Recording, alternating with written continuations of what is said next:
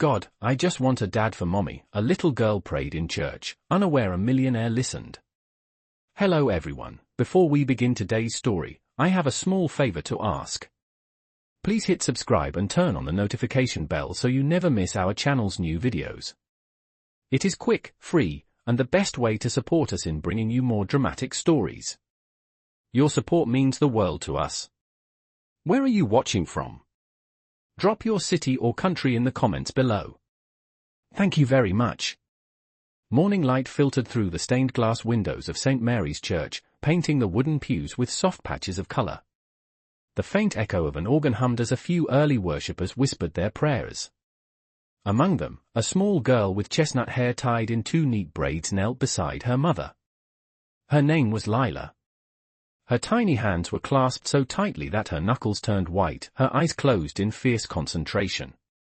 Dear God, she whispered, her voice trembling but sincere, I just want a dad for mommy. She works too much and smiles less now. I promise I will be good if you send her someone who makes her laugh again. Her mother, Sarah, sitting beside her, bowed her head lower, unaware of her daughter's words carrying through the quiet hall. From the last row, a man in a dark suit looked up slowly. His name was Michael Reed, a man once known in business magazines as the Mind of Steel. But lately, that mind was haunted by silence. His wife and young daughter had died in an accident 2 years ago, and the world since then had felt like a long winter. He had come to church not to pray, but to hide, from the noise of success, from sympathy, from guilt. Yet that small voice pierced the walls he had built around himself. He looked toward the front of the church, where the girl's small frame was bathed in sunlight, and for a moment, something stirred in his chest. The organ faded. People began to leave. Lila tugged on her mother's sleeve, smiling brightly. Mommy, I think God heard me today. Sarah laughed softly, brushing her daughter's hair. Then we should thank him for listening, sweetheart. Michael stood in the back, his hands still in his pockets, his throat tight. The words echoed in his mind, I just want a dad for mommy. He had not felt anything this pure in years. As the mother and child walked past, Lila turned and looked up at him. For a second, their eyes met. Hers were full of innocence, his were full of ghosts. He gave a small nod, and she smiled before skipping away. Outside, the autumn wind carried the scent of wet leaves. Michael stepped out, his footsteps slow on the stone path, his heart caught between pain and wonder. He looked up at the cloudy sky and exhaled, whispering to no one, maybe God is still listening. From behind him, church bells began to ring, steady and warm, as if echoing a promise he did not yet understand. The morning after that quiet prayer, Michael Reed sat alone in his office on the top floor of Everlight Biotech. The city skyline stretched endlessly beyond the glass walls, grey clouds brushing the tops of buildings. The hum of air conditioning was the only sound in the vast room. Michael's eyes lingered on a photograph lying face down on his desk. He hesitated before turning it over. It showed a woman with dark hair and a young girl about the same age as Lila, smiling on a beach under the summer sun. He felt the air catch in his lungs. He pressed his fingers against the photo, whispering, Claire, Anna, I hope you are resting now. For 2 years, he had tried to fill the silence with work, meetings, and charity galas, but nothing reached the hollow space that had formed inside him. Yet, for some reason, the voice of that little girl in the church replayed in his mind like a song he could not forget. I just want a dad for mommy. He leaned back in his chair, closing his eyes, letting the words echo until they blurred with his memories. His assistant, Daniel, knocked gently on the door. Sir, the board meeting starts in 15 minutes. Michael nodded, his voice quiet. Cancel it. Daniel blinked, surprised. Cancel, sir. Michael stood, buttoning his jacket. Yes. Tell them to reschedule. I need to step out. He left the office without another word. Outside, the air was crisp, carrying the faint scent of rain. His driver opened the car door, but Michael waved him off. I will walk. He started down the street, his polished shoes clicking against the pavement, blending with the city's rhythm. He passed coffee shops, street vendors, and clusters of people hurrying to work, but his thoughts were far away.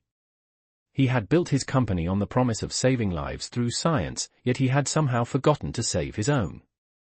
2 blocks later, he stopped in front of a florist shop. The window was full of daisies and lilies, bright against the dull morning.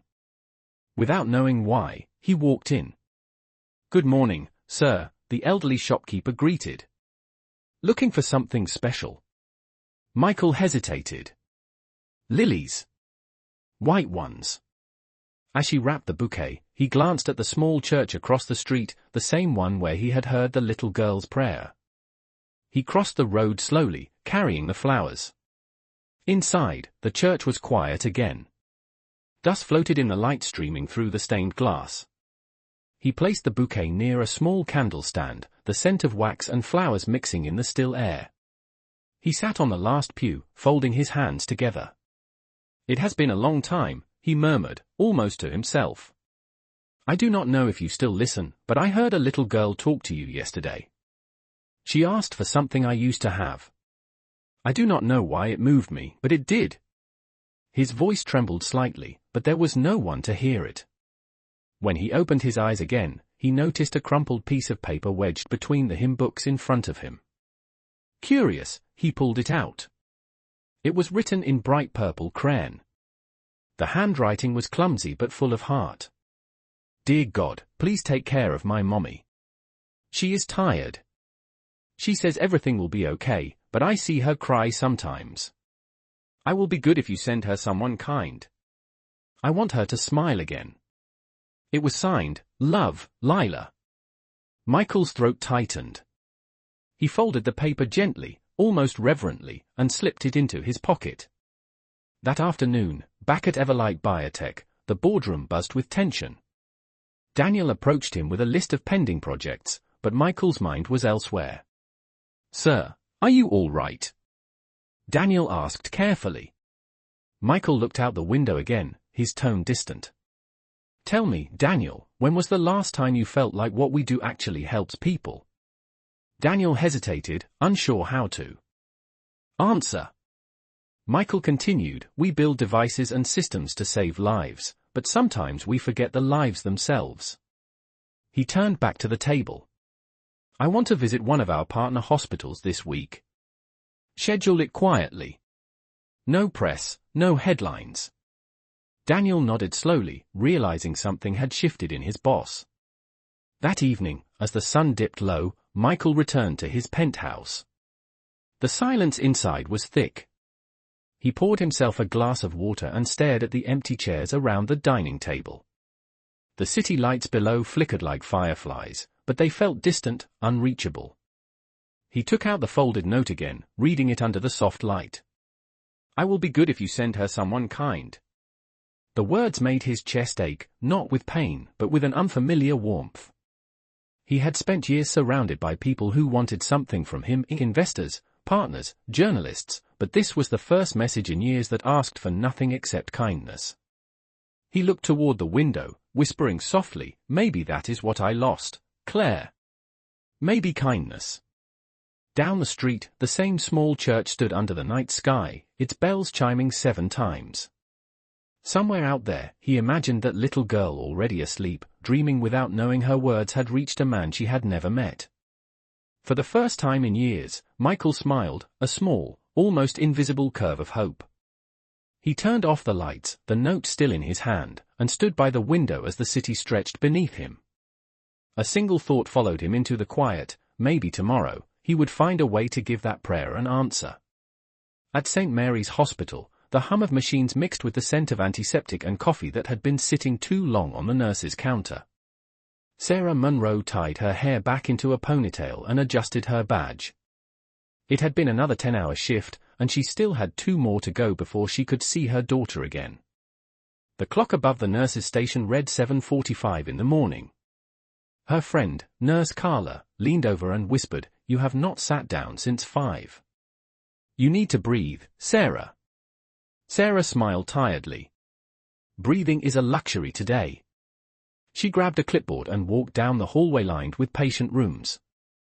The steady rhythm of heart monitors filled the air like a mechanical lullaby. She paused at room 212 to check on an elderly patient and adjusted his blanket. The man's frail hand squeezed hers, murmuring a quiet thank you. She smiled, tucking the blanket tighter around his shoulders. "You are safe here," she said softly before heading back toward the nurse's desk. She was about to write notes on the patient chart when the intercom buzzed. Incoming case. Male, mid-30s, minor lacerations from a street accident. Estimated arrival 5 minutes. Sarah sighed. "Just what we needed," she muttered. She prepared the trauma bay, pulling on gloves, laying out gauze, and checking the sterile tray. Minutes later, the automatic doors opened. Paramedics wheeled in a man wearing a blood-streaked white shirt and dark slacks. His forehead had a deep gash, and his hand was wrapped hastily in gauze. The paramedic reported he stopped to help a pedestrian whose car spun out in the rain. When he pulled her to safety, a falling sign cut his arm. He refused treatment until the woman was safe. Sarah moved closer, ready to assist. "Let's get him stabilized," she said. When she leaned in to check his pulse, her eyes widened slightly.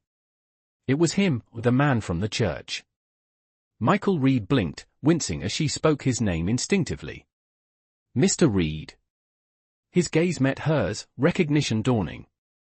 "You were in the church," he said slowly, his voice hoarse. Sarah nodded, surprised he remembered. "You need stitches." "Sit still, please." She cleaned the wound with careful precision. He watched her, quiet and curious. "You work here?" he asked. "Yes," she replied. "I have for almost 6 years." She focused on her task, her fingers steady though her heart felt strangely unsteady. "You did the right thing helping that woman," she added. "Most people would have just watched." Michael gave a faint smile. "I used to watch. Not anymore." When she finished, she said, "You will need to come back for a follow-up. No heavy lifting for a few days." He nodded, thanking her. Then he noticed a small drawing pinned to her clipboard, a stick figure of 3 people holding hands under a sun, drawn in bright crayons. "Your daughter?" he asked gently. Sarah's expression softened. "Yes.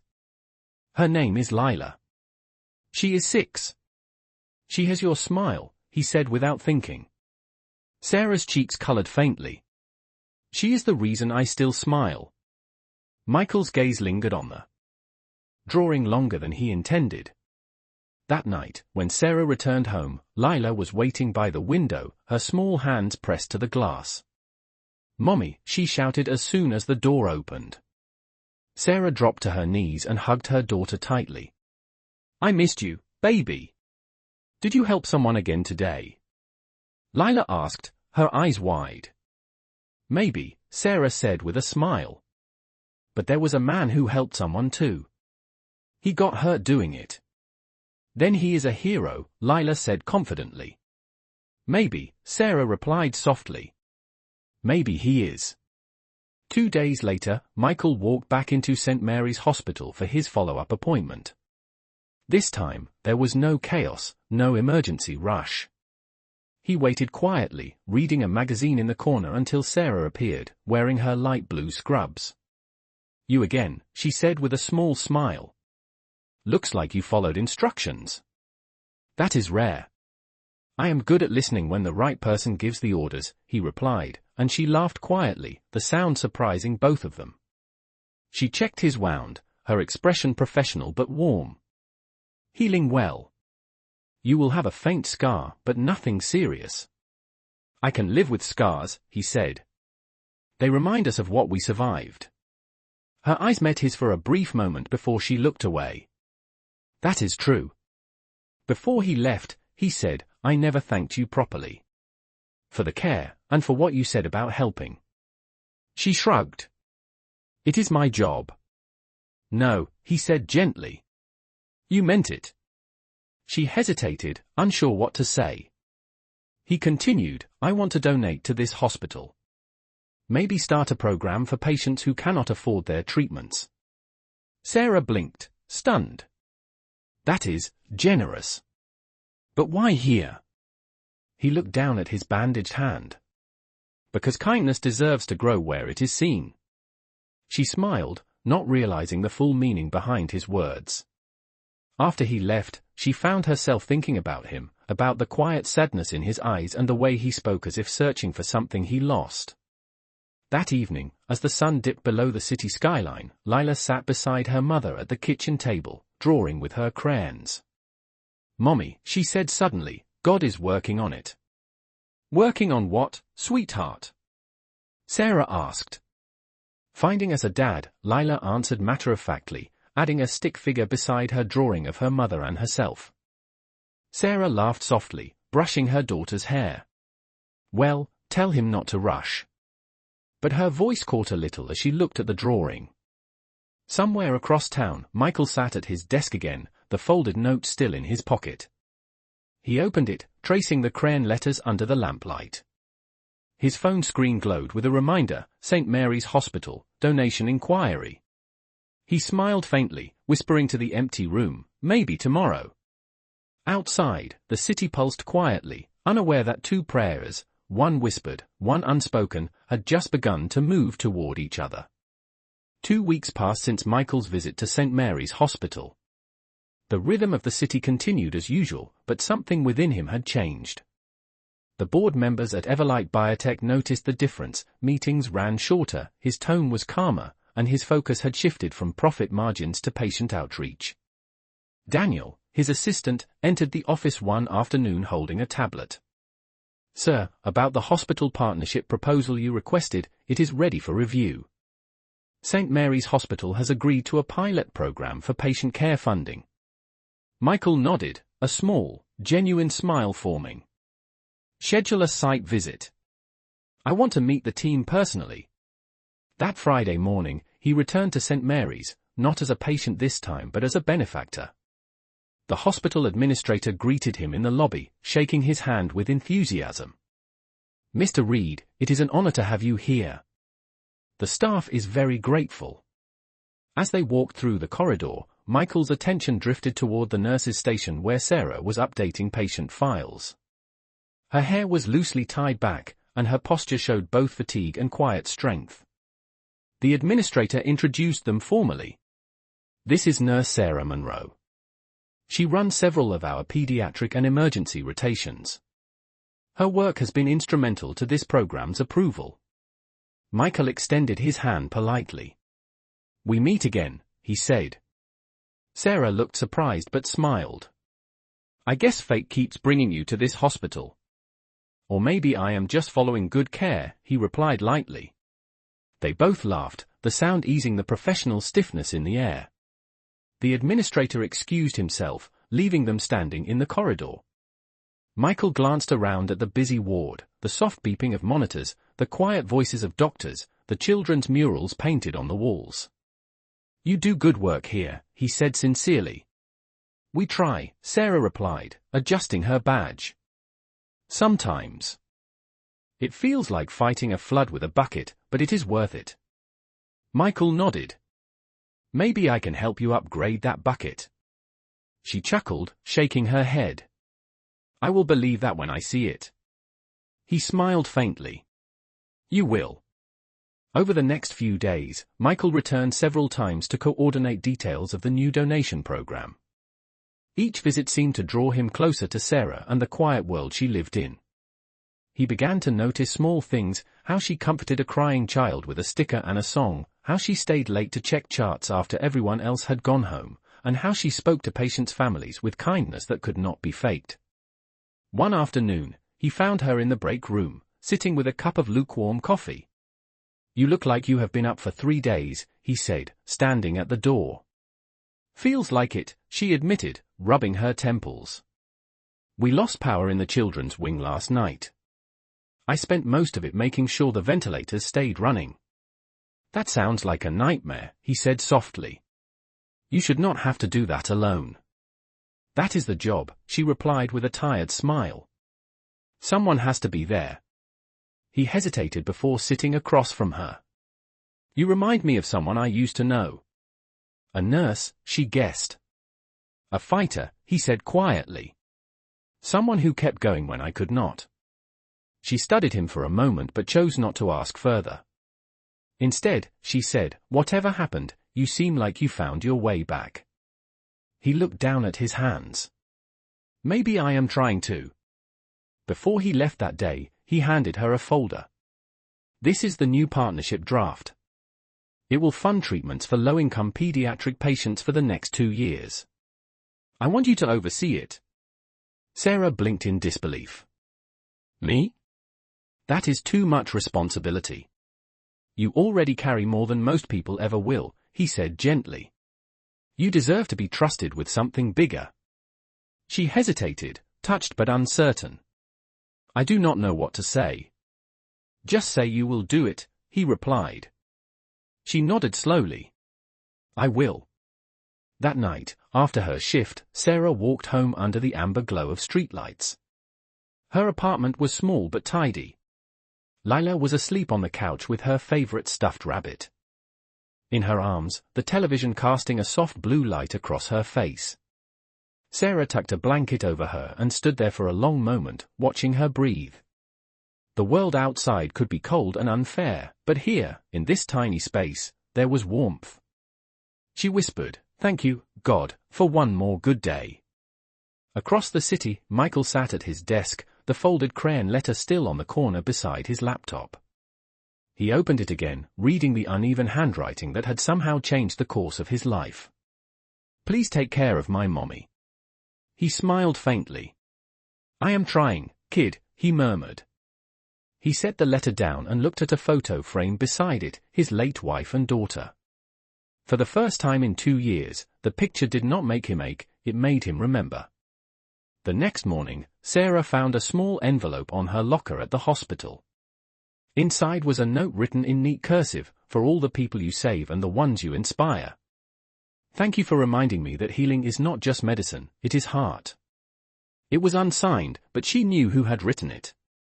She folded it carefully and placed it next to Lila's drawing in her wallet.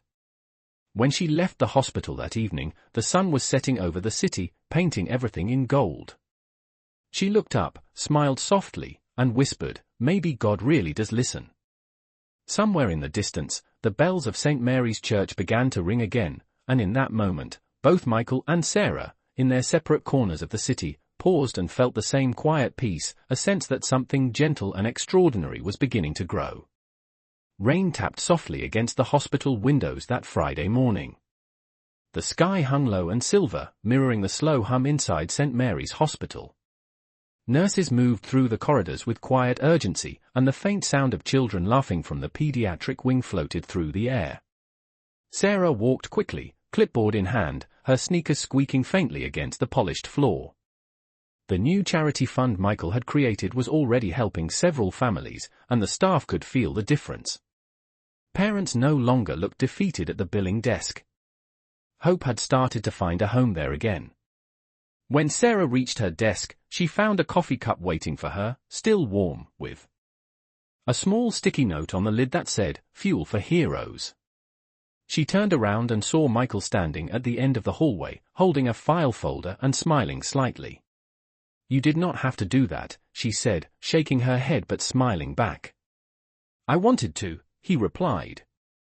"Besides, I heard you have not taken a proper break in 3 days." "Who told you that?" she teased. "Your friend Carla," he said, laughing softly. "She seems to think I have influence around here." Sarah laughed. "You might, but only if you are offering more coffee." "I will keep that in mind," he said with a grin. Later that afternoon, while reviewing the hospital's pediatric reports together, Sarah noticed a small cut on Michael's wrist. "You should clean that," she said instinctively, reaching for the first aid kit. He smiled faintly. "I thought you were off the clock." "Good habits do not clock out," she replied. She disinfected the wound and placed a bandage on it with careful precision. Their hands brushed for a moment, and both of them paused. The air between them grew softer, quieter. Michael looked at her and said, "It has been a long time since someone cared enough to notice something small." You would be surprised how much healing comes from small things, she said, closing the kit gently. A nurse entered the room, interrupting the moment. Sarah, the lab results from room 318 are ready. Sarah nodded and turned back to Michael. Duty calls. He smiled. Go save the world, Nurse Monroe. That evening, Sarah left the hospital after sunset. The rain had stopped, leaving the street slick and shining under the streetlights. As she walked home, she saw a familiar black car parked near the corner. The window rolled down, and Michael leaned slightly out. Need a ride? He asked. She hesitated for a moment but then smiled. Only if you promise not to talk about work. Deal, he said. Inside the car, soft jazz played on the radio. The city lights reflected off the windshield, flickering across their faces. For a few minutes, neither of them spoke. The silence was comfortable. Then he said, You know, I used to drive around the city just to avoid going home. It was easier than sitting in an empty house. She looked at him gently. It does not have to stay empty forever. He nodded slowly. Maybe not. When they reached her apartment building, she thanked him and opened the door. Good night, Michael. Good night, Sarah, he said, his voice warm. From the window upstairs, Lila peeked through the curtains and gasped when she saw the car.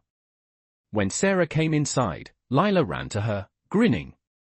Mommy, who was that man? Sarah laughed softly. Just a friend from work. Lila tilted her head. He looked nice.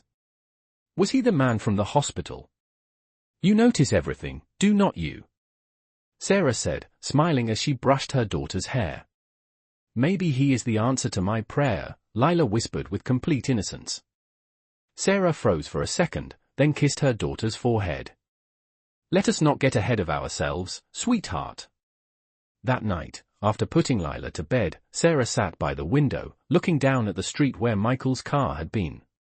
She thought about how easily he smiled now compared to when they first met, how the sadness in his eyes had begun to fade. Across town, Michael stood in his penthouse, the lights dim, holding a photo of his late wife and daughter. He whispered, I think you would have liked her. She has your kindness. He placed the photo back on the shelf and turned toward the window. For the first time in years, he felt something new, not guilt, not emptiness, but a quiet pull toward life again. Over the next few weeks, Michael continued to visit the hospital, sometimes for business, sometimes just to bring lunch for the nurses. He made the children laugh with paper airplanes and funny stories, and Sarah found herself watching him more than she meant to.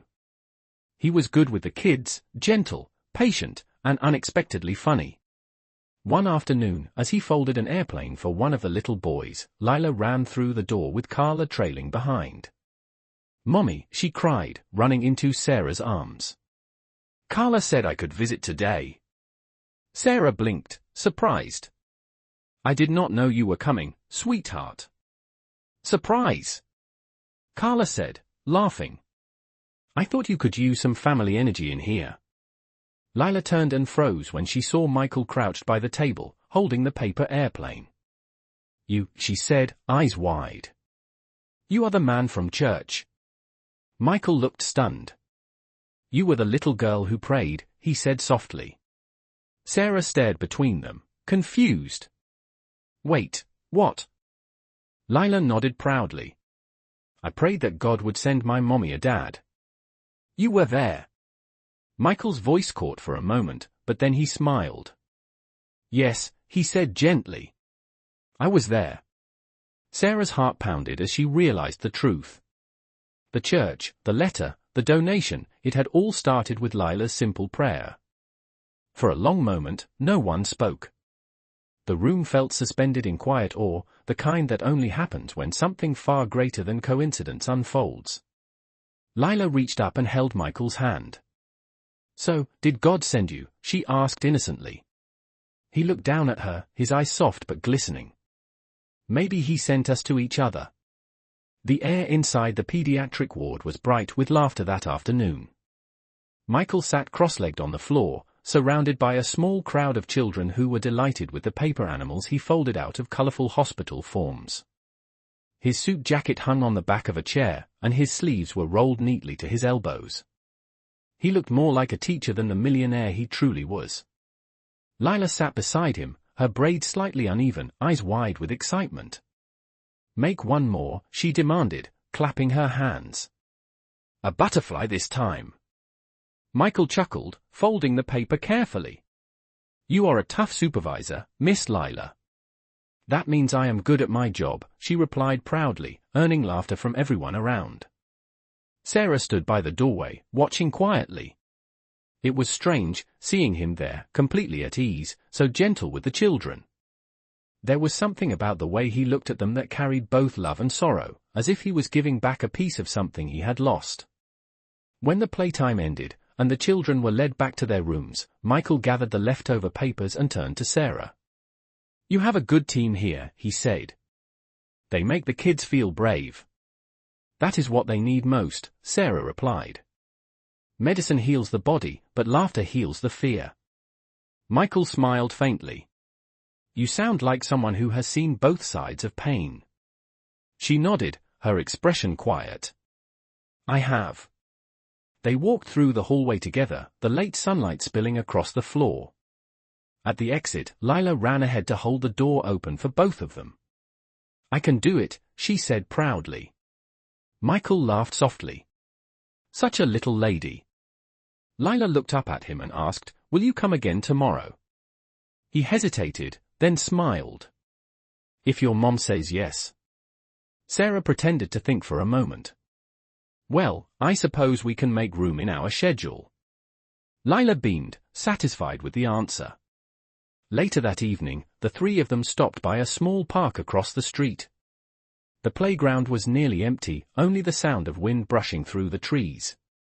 Lila ran to the swings, kicking her legs into the air as Sarah and Michael sat on a nearby bench. "She is full of energy," he said. "That is what keeps me going," Sarah replied. "Even on the days I am too tired to move." He looked at her for a moment before saying, "You are doing an incredible job, Sarah." "Sometimes it does not feel that way," she admitted quietly. "Bills, shifts, loneliness, it is like a storm that does not end." But then she smiles, and suddenly it all makes sense. Michael leaned back, his voice soft. "My wife used to say something similar. She said being a parent is learning to love twice as hard for two hearts at once." Sarah looked at him, sensing the ache behind his calm tone. "You lost them, did you not?" He nodded, his jaw tightening slightly. "A car accident. 2 years ago. My wife and daughter. I thought I could live without feeling that it was safer that way. But then I heard Lila's prayer." Sarah's eyes softened. "And you listened?" He smiled faintly. "I think it was more than that. I think it saved me." For a long moment, neither spoke. The world around them was still except for the creak of the swing and the faint sound of Lila humming to herself. The sun dipped low, painting the park in gold and rose. When they finally stood to leave, Lila grabbed Michael's hand without hesitation. He looked down, surprised, then gently held her smaller hand in his. They walked together toward the street, and Sarah followed, her heart swelling with something she could not yet name. That night, back in her apartment, Sarah watched Lila sleep peacefully, her stuffed rabbit tucked under her arm. She thought about Michael's confession, about his grief and how tenderly he had held her daughter's hand. There was a quiet connection between them now, something unspoken but deeply human. Across the city, Michael sat at his desk, the lights dim. He stared at the folded crayon letter still on the corner, then finally took a frame from a drawer, a picture of his wife and little girl. He placed the letter beside it. "I think you would have liked her," he said softly. "She reminds me of you. And Lila, she reminds me of us before everything broke." His voice trembled slightly, but there was no sadness in it, only peace. Over the next week, Michael visited the hospital often. He brought books for the children, snacks for the nurses, and laughter for the hallways. The staff had started calling him Mr. Sunshine, a nickname that made him blush every time he heard it. Sarah and Lila had become the center of that new light he carried.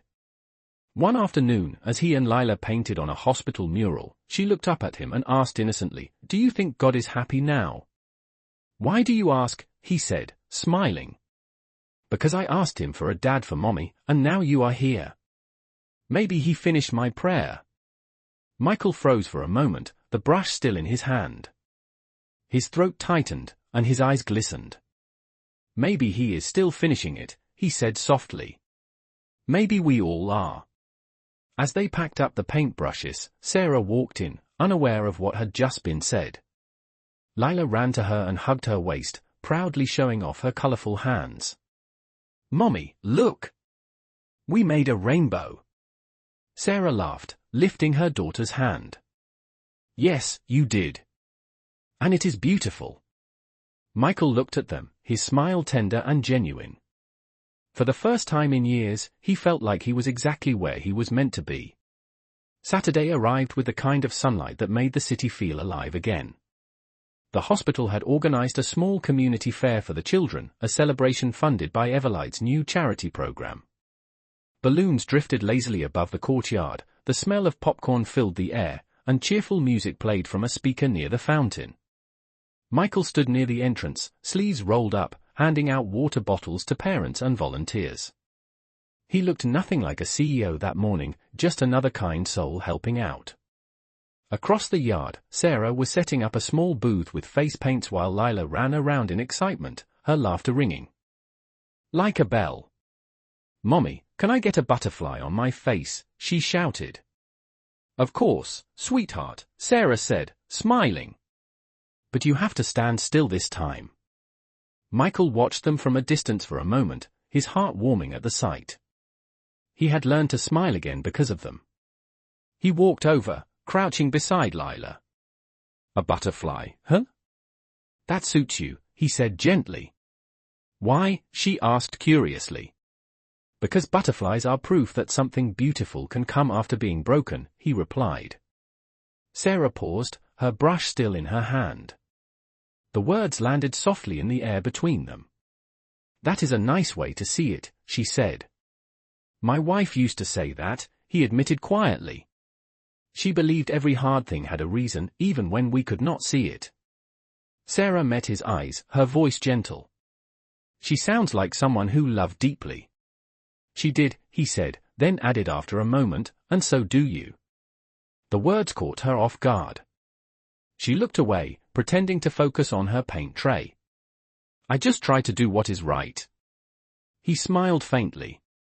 "That is usually what love looks like." Later that afternoon, as the fair went on, Lila won a small stuffed bear at one of the games. She ran up to Michael and presented it to him proudly. "For you," she declared. "Why me?" he asked, surprised. "Because you did not win anything yet," she said simply.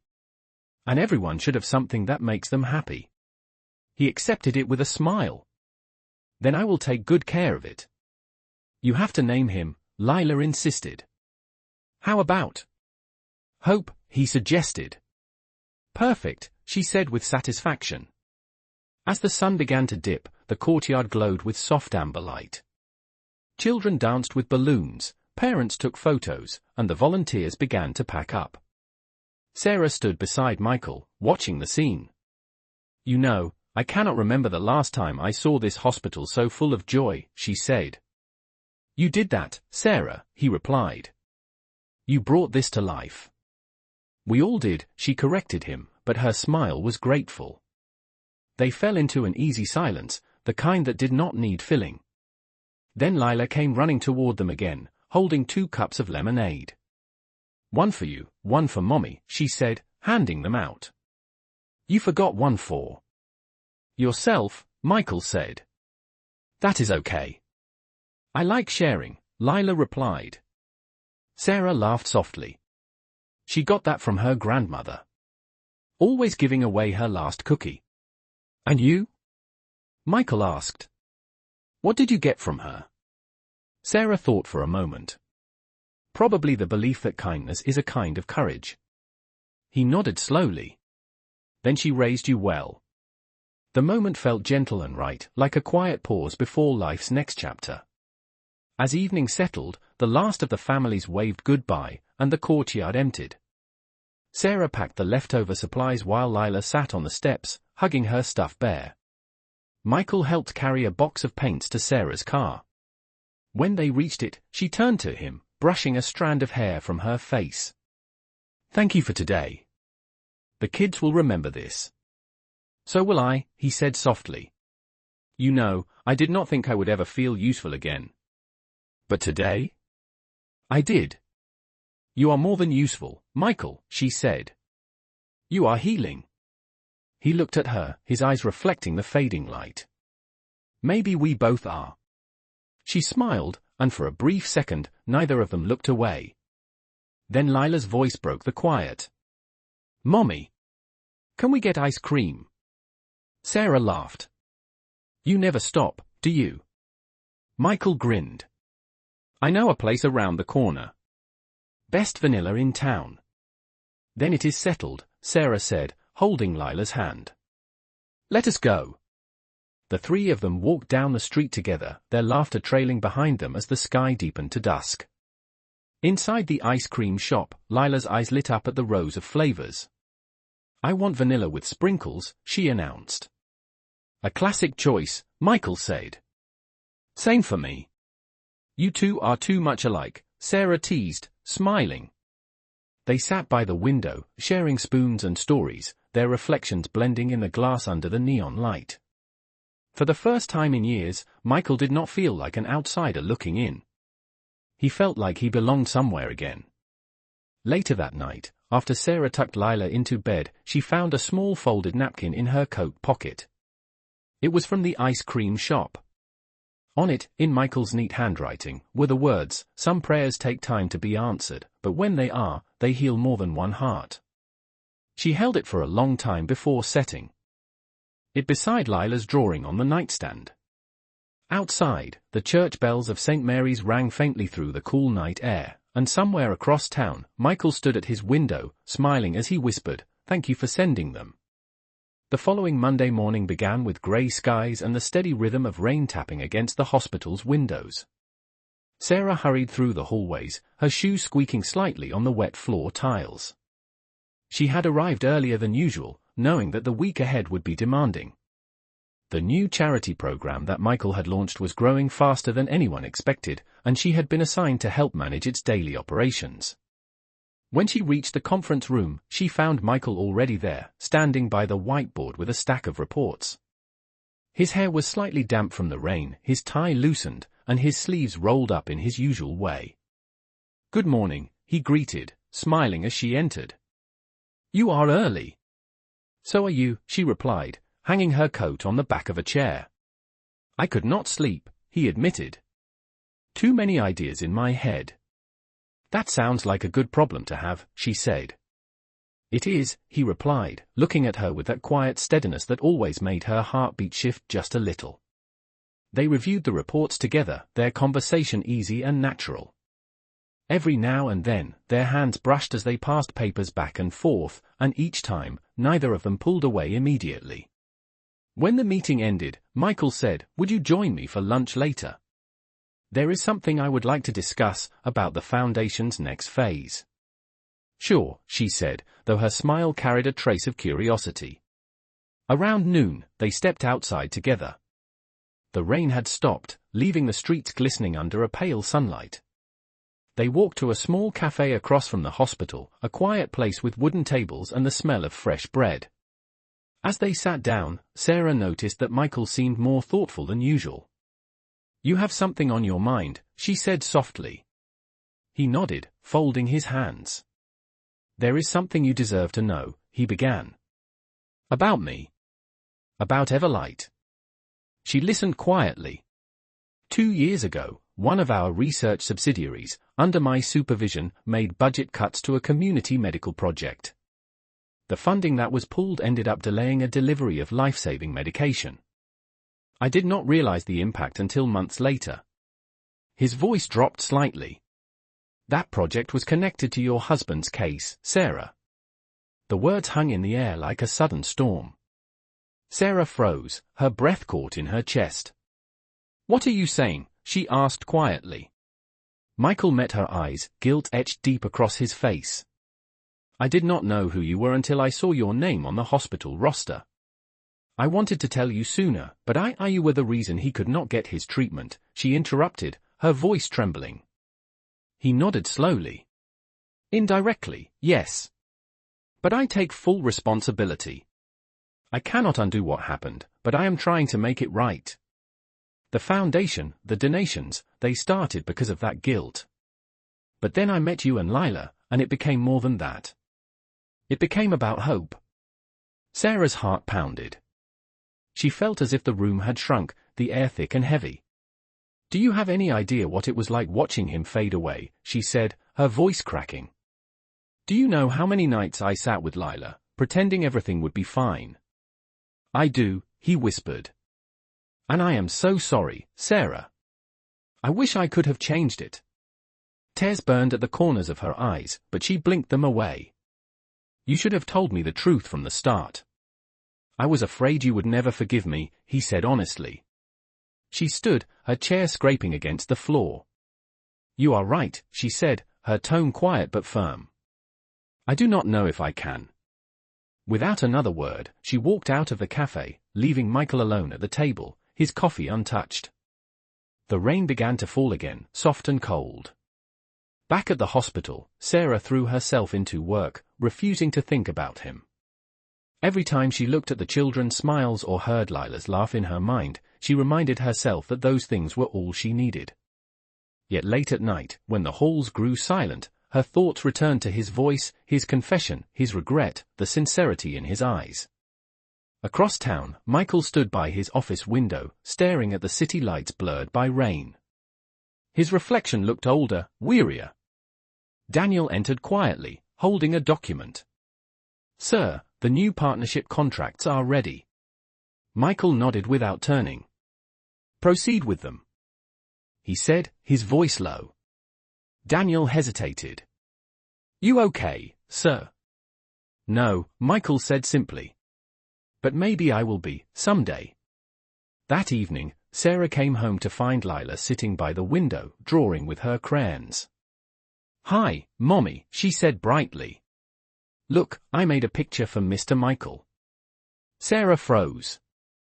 "What kind of picture, sweetheart?" Lila held it up. It was a drawing of 3 people, herself, her mother, and Michael, standing together under a big yellow sun. "I made it because he looked sad last time," Lila said. "Maybe God wants him to smile again." Sarah felt her heart twist painfully.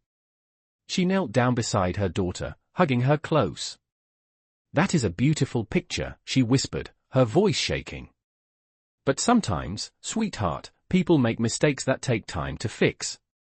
"Then we should help them fix it," Lila said simply, resting her head against her mother's shoulder. Sarah closed her eyes. The innocence in her daughter's voice cut deeper than anger ever could. Somewhere inside, the smallest part of her heart whispered that forgiveness might one day find its way through the cracks. Outside, the rain slowed to a drizzle, and the distant bells of St. Mary's echoed through the night, a soft reminder that even storms eventually pass. The next morning dawned with heavy clouds and the smell of rain still clinging to the air. Inside St. Mary's Hospital, the generators hummed softly, and the faint beeping of monitors echoed down the halls. Sarah walked through the corridor with tired eyes. She had barely slept after Michael's confession. The words still rang in her mind, cutting through everything she tried to focus on. Yet, despite the ache in her chest, her duties demanded her strength. There were always patients to care for, lives to hold steady in her hands. As she entered the pediatric wing, she was greeted by the sight of colorful balloons. Someone had dropped off new supplies and toys for the children overnight. On one of the boxes, she saw a small tag written in familiar handwriting, "For the bravest hearts. From Everlight." She stared at it for a long time, unsure whether to feel grateful or resentful. A nurse named Carla walked up beside her. "He dropped them off early this morning," Carla said softly. "Did not stay long." Just asked me to make sure the kids got them. Sarah nodded silently. He is trying. Carla added. I can tell. Trying does not erase the past, Sarah replied, though her voice lacked its usual certainty. Later that afternoon, a storm began to roll in. The sky turned dark, and thunder rumbled above the hospital. The lights flickered once, twice, then steadied. Sarah glanced at the clock. It was almost 4. She checked on her patients, ensuring all the emergency protocols were ready just in case. Meanwhile, across town, Michael was on a video call with his company's board of directors. Rain streaked the tall windows behind him, lightning flashing in the distance. The foundation expansion has been approved, one of the board members said. It is the right move, Michael. You have done good work. He nodded mechanically, his attention half in the room, half elsewhere. When the call ended, he sat in silence, staring out at the storm. His thoughts drifted to Sarah and Lila, to the hurt in her eyes, to the drawing her daughter had made. He reached for the folded picture on his desk. The 3 figures, drawn in bright crayons, looked simple, but they carried more weight than any award or headline. He stood suddenly, grabbing his coat. Daniel, cancel the rest of my day, he said as he passed his assistant. There is something I need to do. Back at St. Mary's, the storm grew worse. Rain lashed against the windows, and the wind howled like a warning. The power flickered again, and the emergency lights came on. Generator is stable, but we are on backup, Carla called from the control desk. Keep monitoring the ICU units, Sarah ordered. We cannot afford to lose oxygen flow. Just as she spoke, a nurse ran up, panic on her face. The pediatric wing power panel is shorting out. We need to move the patients to the east corridor. Sarah nodded, her training taking over. Everyone, stay calm. Move the kids 2 at a time. Prioritize those on machines. She directed the staff with firm precision, her voice steady even as thunder shook the building. The lights blinked once more, then went dark completely for several seconds. Children began to cry in the sudden shadows. Flashlights! Sarah called. The team moved quickly, guiding patients through the dim halls. Then, through the chaos, she heard a familiar voice. Sarah! She turned sharply. Michael stood at the entrance, soaked from the rain, holding a flashlight in one hand. And a bag of portable batteries in the other. I heard the hospital lost power, he said breathlessly. I brought supplies from Everlight's backup site. What are you doing here? She asked, her heart racing. You should not be out in this storm. I could not just sit and wait, he said simply. I had to help. Before she could protest, he was already handing out batteries to the staff, helping connect them to the portable monitors. Together, they worked side by side, moving equipment, carrying oxygen tanks, keeping the children calm. Despite everything between them, they moved like a team, being driven by instinct, by care, by something deeper neither wanted to name. After nearly 2 hours, the main power returned. The lights flickered back to life, and the machines hummed steadily again. Relief washed over the staff, and quiet cheers broke out in the corridor. Sarah leaned against the wall, exhausted. Michael stood beside her, drenched but smiling faintly. You are unbelievable, she said, shaking her head. You could have been hurt coming here. So could you, he replied softly. But you still did what needed to be done. Their eyes met, and for a moment, the noise around them faded. Thank you, she whispered. For helping. You do not need to thank me, he said. You are the reason I am here. A nurse approached, announcing that all systems were stable again. Sarah nodded and turned back to Michael. You should go home and dry off before you catch a cold. Only if you promise to get some rest, he said with a small smile. I will try, she answered, though they both knew she would stay until every patient was safe. As he left the hospital, Michael paused at the entrance and looked back. Through the glass doors, he saw Sarah kneeling beside a child's bed, her face lit by the soft glow of the monitors. There was strength in her exhaustion, grace in her struggle. He whispered to himself, that is what real courage looks like. Hours later, when Sarah finally returned home, she found Lila asleep on the couch, clutching her stuffed bear. A small folded note lay beside her. Carla must have dropped it off during her break. Sarah opened it. In neat handwriting, it read, "Some debts cannot be repaid with money. They can only be repaid with heart." It was signed simply, M. Sarah looked at her daughter, then at the note, and for the first time since the truth came out, her anger began to soften, just a little. Outside, the rain had stopped. The air was calm again, and far in the distance, the bells of St. Mary's rang through the clearing sky, steady and strong, like hope finding its voice once more. The next morning, sunlight poured gently through the curtains of Sarah's small apartment. The storm had passed, leaving the city washed clean and bright. Birds perched on the window ledge, chirping softly as if to announce a new beginning. Sarah stood in the kitchen making breakfast while Lila sat at the table coloring with her crayons. "Mommy," Lila said, looking up, "can we visit the hospital garden today? I want to show Mr. Michael my new drawing." Sarah paused, her hand resting on the counter. "Sweetheart," she said carefully, "Mr. Michael might be busy today." Lila frowned slightly. "But he always says helping people is never too busy." Sarah smiled faintly. "He does say that, doesn't he?" Lila nodded firmly. "Then he will come." Sarah did not reply, but something about her daughter's quiet confidence made her chest ache and warm all at once. At the hospital, the morning shift buzzed with energy. The power was fully restored, and the staff moved with a mix of relief and gratitude after the chaos of the storm. When Sarah arrived, she found a vase of fresh lilies sitting on the nurse's counter with a small card tucked inside. It read, "For those who never stop caring. Thank you for yesterday. M." She stared at the flowers for a long moment, touched in spite of herself. Carla nudged her playfully. "He really does not give up, does he?" Sarah sighed but smiled. "No, he doesn't." Later that day, Michael returned to the hospital for a scheduled meeting with the board. His presence, as always, drew quiet attention, but this time the staff greeted him with genuine warmth. He had earned their respect not just as a donor but as someone who had stood shoulder to shoulder with them when things got hard. After the meeting, he walked down the corridor, stopping when he saw Sarah standing by the window of the pediatric ward. Sunlight glowed through the glass, casting a soft halo around her. For a moment, he simply watched her. How calm she looked, how strong. "Sarah," he said quietly. She turned, surprised to see him.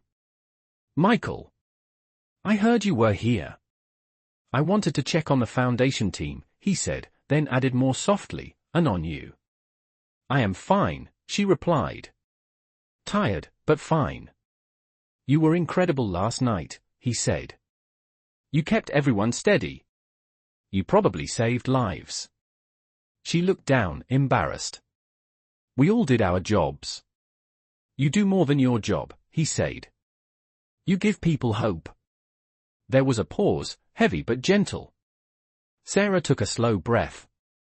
"Lila drew something for you," she said finally. "She wanted to thank you for helping during the storm." "I would love to see it," he said. She reached into her bag and handed him a folded piece of paper. When he opened it, he saw a colorful drawing of the hospital with smiling stick figures, Lila, Sarah, himself, and a bright rainbow arching over the building. At the bottom were the words, written in wobbly letters, "Thank you for making the light come back." Michael's throat tightened as he looked at it. "She has a gift," he said softly. "She sees the world the way we all should." Sarah nodded, her eyes glistening. "She does." They stood there for a moment, the hum of the hospital surrounding them. Then Michael said, "Sarah, I know I cannot change the past, but I meant what I said. I want to make things right. Not just with the foundation, but with you and Lila. I do not expect forgiveness, but I want to keep trying." Sarah looked at him, her expression softening. "You already are," she said quietly. "Every time you show up for someone, every time you bring kindness where it is needed, you are fixing something bigger than you realize." Then I will keep showing up, he said. No matter how long it takes. Before she could respond, a nurse called her name from across the hall. Sarah, we need you in room 217. She nodded quickly. I have to go. Of course, he said, stepping aside. As she hurried away, he watched her go with quiet admiration. There was strength in her every movement, purpose in every word. Later that evening, Sarah returned home to find Lila waiting by the door, still holding her crayons. Did Mr. Michael like my drawing? She asked eagerly. Sarah smiled. He loved it, sweetheart. Good, Lila said proudly. Then God can rest now. Sarah laughed softly. I think God's work is never done. Lila thought for a moment, then nodded. That is okay. We can help him. Sarah leaned down, hugging her daughter tightly. Yes, we can. Across the city, Michael sat in his office staring at Lila's drawing. The rainbow stretched across the paper like a bridge between what was broken and what could be whole again. He took a deep breath and opened his laptop. On the screen was the paused draft of a project proposal titled Healing Hearts Foundation. It was the same program he had promised to restart years ago but abandoned after the tragedy. Now he clicked edit and began typing again, his fingers steady. Phase 1, he wrote, to provide full financial support for pediatric care in underfunded hospitals nationwide. He paused, then added another line, in memory of those lost and in honor of those who keep saving others. When he finished, he saved the document and leaned back in his chair. The city lights shimmered outside his window, reflecting in his eyes. For the first time, he did not feel like he was running from his past. He was finally walking toward something good, something real. And somewhere in a small apartment not far away, a little girl was kneeling by her bed, whispering another prayer. Thank you, God, for making Mommy smile again. Please keep helping Mr. Michael, too. Her words floated softly into the night, unseen but heard, a small promise that the story of healing was far from over. The news broke 3 days later. Michael Reed, the once reclusive CEO of Everlight Biotech, had officially announced the relaunch of the Healing Hearts Foundation, a national initiative dedicated to funding medical care for underprivileged children. The story spread quickly through newspapers, television segments, and online articles. Headlines read, From corporate tragedy to human triumph, Everlight CEO turns grief into purpose. Cameras followed him as he spoke at a small press conference, standing behind a wooden podium decorated with the foundation's new emblem, a heart wrapped in light. This is not just a project, he said, his voice steady but warm. It is a promise. A promise that no child should be denied care because of circumstance. We cannot change the past, but we can shape what comes next. Applause filled the room. When the broadcast played on the television in the hospital break room, the nurses stopped to watch. Carla gasped softly. That's your Michael, isn't it? Sarah, sitting with her lunch untouched, gave a small smile. He's not mine, she said quietly. But even as she said it, something in her heart fluttered. You should be proud, Carla said. What he's doing, it's because of you. You made him believe again. Sarah shook her head. He made that choice himself. Later that evening, Sarah took Lila for a walk around the park. The air smelled of fresh grass and spring blossoms, and the setting sun painted the sky with streaks of gold and violet. Lila skipped ahead, chasing the last rays of light. Mommy, do you think Mr. Michael saw my drawing again? She asked. I think he keeps it somewhere special, Sarah said softly. He seems like the kind of person who would. Maybe he put it in his office. Lila said, grinning. Then everyone who comes in can see our rainbow. Maybe, Sarah agreed, smiling faintly. Across town, in a glass building lit by the fading sunset, Michael sat in his office with that same drawing framed on the wall behind him. Every time he looked at it, he felt steadier, reminded of why he had started over. Daniel entered the room, holding a folder. The foundation launch was a success, sir. you've already received offers from several major hospitals wanting to partner. Michael nodded, standing to look out the window. That's good, he said. Make sure St. Mary's is the first on that list. Already done, Daniel replied with a grin. You might want to rest, though. You have been working non-stop. Rest, Michael said, half smiling. I am learning what that means again. That weekend, the hospital hosted a small gathering to celebrate the announcement. The staff had hung paper decorations in the children's ward, and the kids were drawing thank you cards for the new foundation. When Michael arrived, the children ran to greet him, their laughter filling the hallways. Sarah was there, organizing the activities. Their eyes met across the room, an unspoken understanding passing between them. When the children's laughter quieted, the hospital administrator called everyone together for a brief speech. We are honored to be one of the first hospitals to benefit from the Healing Hearts Foundation, he said warmly. And none of this would have been possible without the dedication of our staff and the generosity of Mr. Reed. Polite applause followed. Sarah clapped along, her gaze lowering to hide the mixture of pride and uncertainty she felt.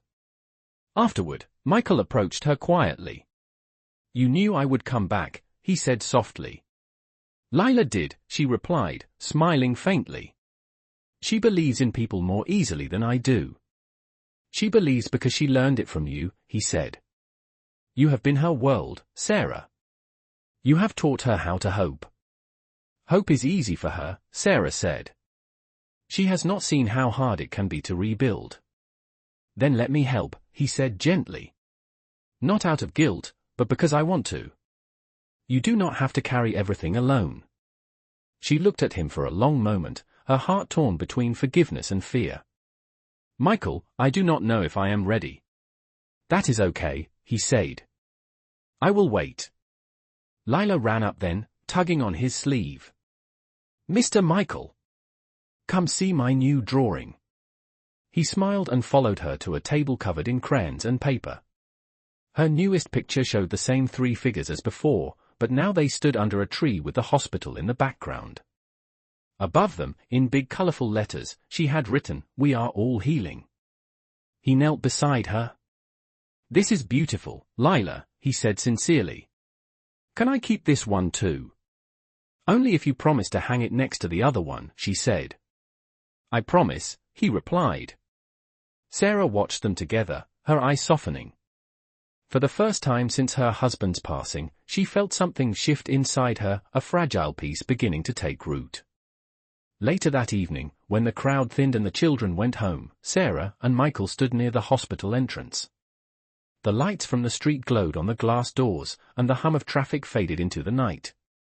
You really are changing things, she said quietly. Not just for the hospital, but for people like me. You changed me first, he replied simply. And I will keep proving it. She smiled, small but real. We will see. He nodded, stepping back slightly. Good night, Sarah. Good night, Michael, she said, watching as he walked into the cool night air. From the window above, Lila pressed her hand to the glass, watching him too. Mommy, she whispered to herself, I think God finished my prayer. And for the first time in years, Sarah allowed herself to believe her daughter might be right. It was a quiet Thursday morning when the sound of hurried footsteps filled the hallway of St. Mary's Hospital. Sarah turned toward the noise and saw two nurses running from the pediatric wing. Their faces were pale. What happened? She asked quickly. It is Lila, one of them said breathlessly. She collapsed at school. They brought her in a few minutes ago. The world around Sarah blurred. Her clipboard fell from her hands, papers scattering across the floor. She ran, her heart pounding, her voice shaking as she called out, Where is she? They led her into a small emergency room where doctors were already surrounding a hospital bed. Lila lay there, her small body motionless except for the faint rise and fall of her chest. Electrodes covered her arms. A nurse was adjusting the monitor while another inserted and for. She fainted suddenly during class, one of the doctors said. We are running tests now. Her blood pressure is dangerously low. Sarah felt her legs weaken. Please, let me stay, she whispered. The doctor nodded. She moved closer, brushing her daughter's hair back from her forehead. I am here, sweetheart. Mommy is right here. But Lila did not wake. Hours passed, every second stretching endlessly. When Michael arrived at the hospital later that afternoon, he found Sarah sitting beside Lila's bed, holding her hand tightly. I came as soon as I heard, he said quietly, stepping into the room. Sarah looked up at him, her face pale and tear-streaked. She just collapsed, she said in disbelief. They do not know what is wrong yet. He placed a reassuring hand on her shoulder. She is strong. She will pull through. What if she does not? Sarah whispered. I cannot lose her too, Michael. She is all I have left. He knelt beside her, his voice steady but filled with emotion. Then we will fight for her together. You are not alone in this. The doctor entered the room with a clipboard. We have her initial test results, he said gently. It looks like a viral infection that affected her immune system. She will need close monitoring, but we have started treatment. If she responds well to the medication, she will recover. Sarah exhaled shakily, tears spilling down her cheeks. Thank you, she whispered. The doctor nodded and left quietly. Michael looked at Sarah, his hand still resting lightly on her arm. She is going to be okay, he said softly. Sarah nodded, though her body still trembled. I just keep thinking about how unfair life can be. She is such a good kid. She did not deserve this. Good people still face storms, Michael said. But storms pass. That is something I am finally learning. For the next several hours, they stayed by Lila's bedside together. Michael fetched coffee and food, though neither of them ate much. Sarah sat without moving, her thumb gently tracing circles on Lila's hand. Occasionally, she whispered small prayers under her breath, the same way her daughter once had. When night fell, the hospital grew quiet. The rhythmic beeping of the monitor was the only sound in the room. Michael sat in the chair across from her, his eyes heavy but refusing to close. You should rest, she said softly. You have been here all day. I will not leave, he replied. Not until she wakes up. Sometime after midnight, Sarah dozed off for a few minutes in her chair. When she opened her eyes again, she noticed Michael still sitting there, his head bowed in silent prayer. His hand was resting near Lila's. Please, he murmured quietly. Let her wake up. Let them both be okay. I have lost enough already. His voice was barely above a whisper, but Sarah heard it. Her throat tightened. She had seen him as a man of strength, of wealth, of control. But now she saw him for what he truly was, human, flawed, and trying his best to make things right. Just before dawn, the monitor beeped twice. Lila's fingers twitched. Sarah bolted upright. Lila, she said quickly, leaning over the bed. The child stirred, her eyelids fluttering. Mommy, she whispered weakly. Sarah let out a sob of relief, covering her daughter's small hand with both of hers. Yes, baby, I am here. You scared me. Lila blinked slowly, her lips forming a faint smile. Did I fall asleep?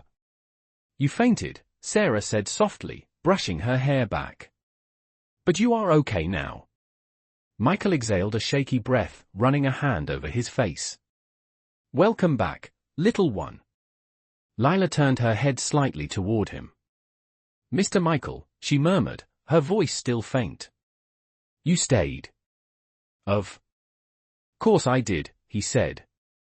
Someone had to make sure you kept your promise to get better. She smiled sleepily.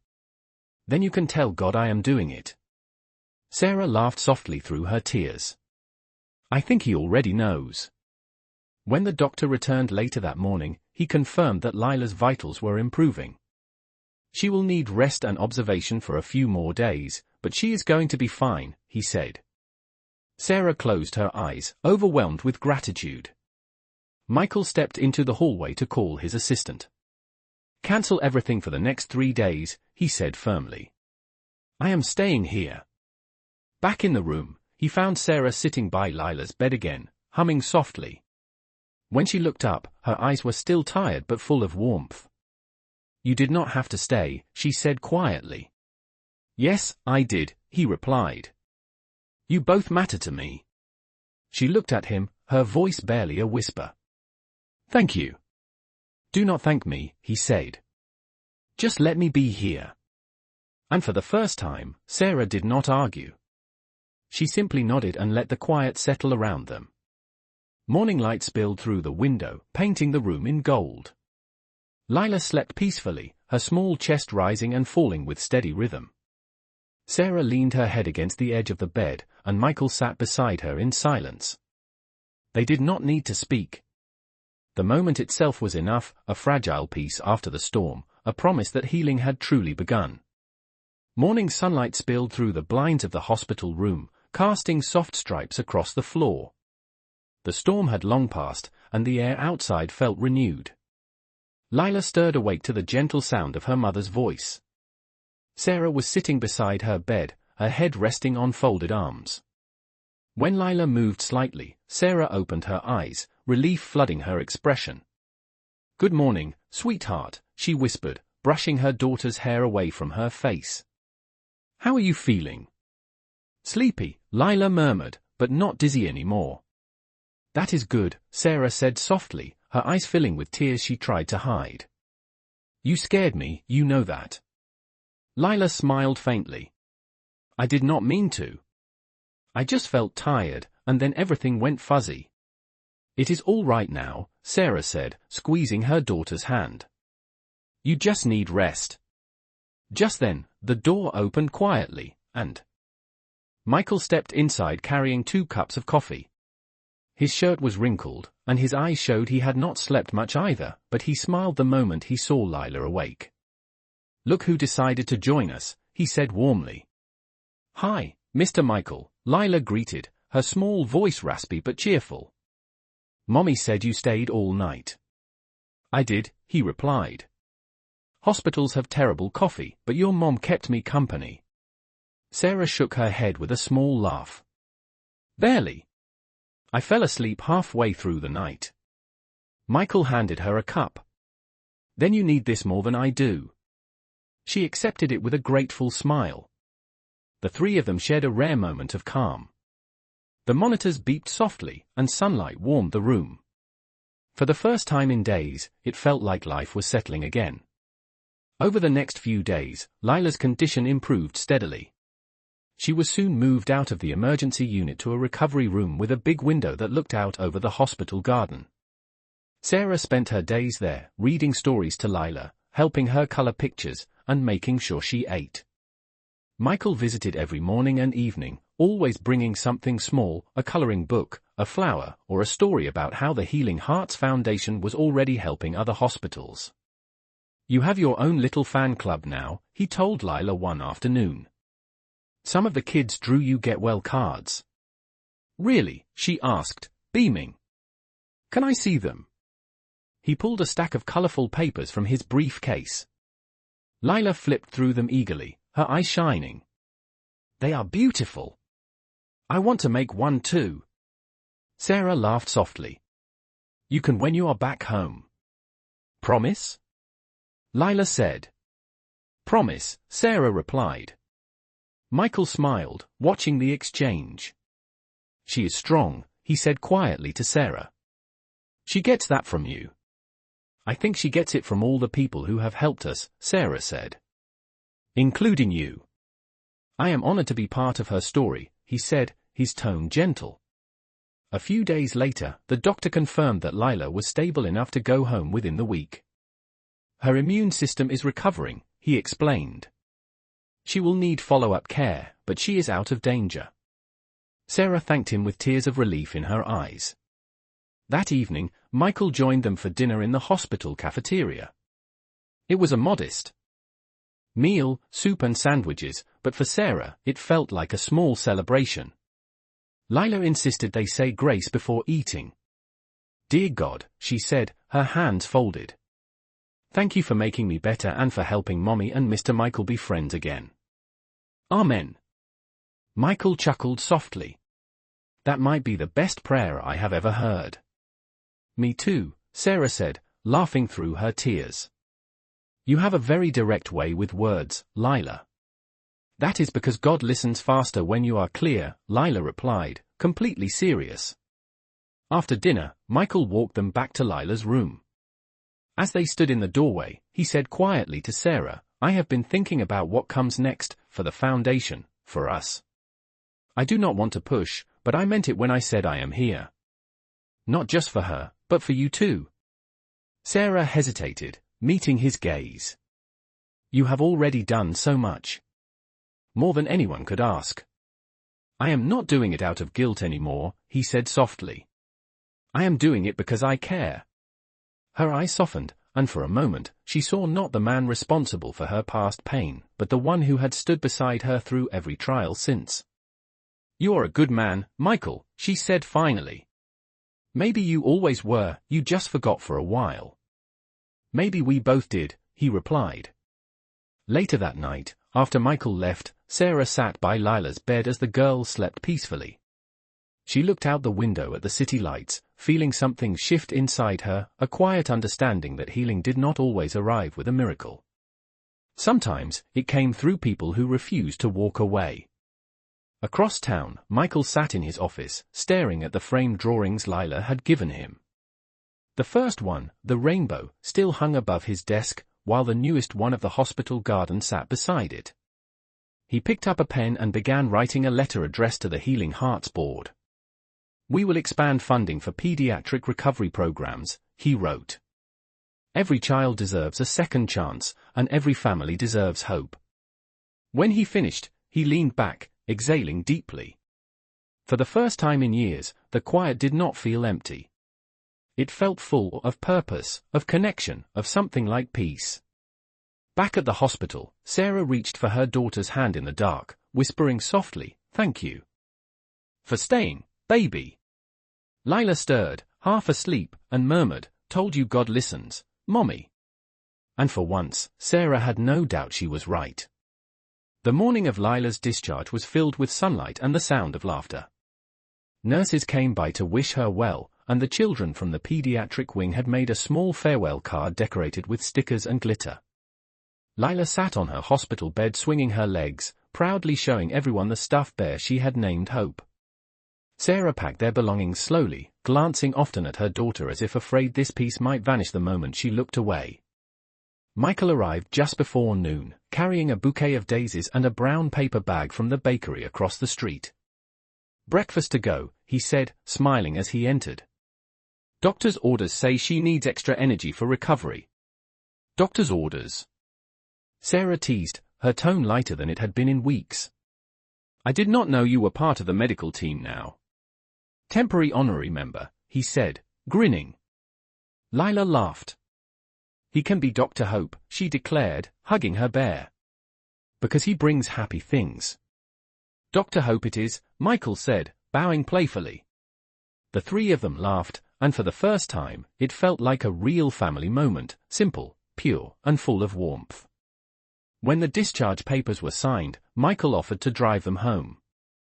Sarah hesitated for a moment, then nodded. "All right. But only because my car is still in the shop. I will take any excuse to spend more time with my favorite ladies," he said softly, holding the door open for them. The drive was quiet but peaceful. The city looked different that day, brighter somehow. Lila sat in the backseat humming a tune, her face pressed against the window as she watched the clouds drift by. "Mommy, can we go to the park later?" she asked. "Maybe," Sarah said, smiling.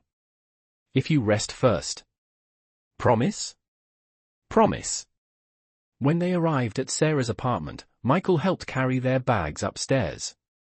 The small space was warm and homey, filled with photos, children's drawings, and the scent of lavender. "It suits you," he said softly. "It feels like love lives here." "That is because it does," Sarah replied. Lila ran to her room, her laughter echoing down the hall. I missed my pillow, she shouted. Sarah smiled. She missed a lot of things. And you? Michael asked quietly. She looked at him for a long moment. I missed peace, she said finally. And I think it is finding its way back. He nodded, understanding. If you ever need help with anything, I mean that. You and Lila have a home here, but you also have one with me, in whatever way you need. Michael, she began, but he raised a hand gently. No pressure. Just the truth. That evening, Sarah made tea while Lila watched a cartoon in the living room. The golden light from the setting sun filtered through the curtains, filling the apartment with a warm glow. Michael sat at the small kitchen table, watching Sarah move around with quiet admiration. I forgot what normal feels like, he said softly. This, she replied, handing him a cup of tea, is what normal feels like. Small things done with care. I like it, he said, smiling. I think I could get used to it. Careful, she said, half laughing. It might grow on you. Later that night, after dinner, Michael got ready to leave. Lila ran up to him and hugged his leg. Thank you for helping me get better, she said. You are very welcome, he replied, kneeling to her height. You are the bravest girl I know. You are brave too, she said.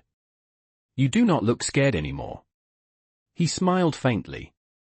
That is because I am learning from the best. Sarah watched the exchange, her heart full. When Lila went to her room, Michael turned to Sarah.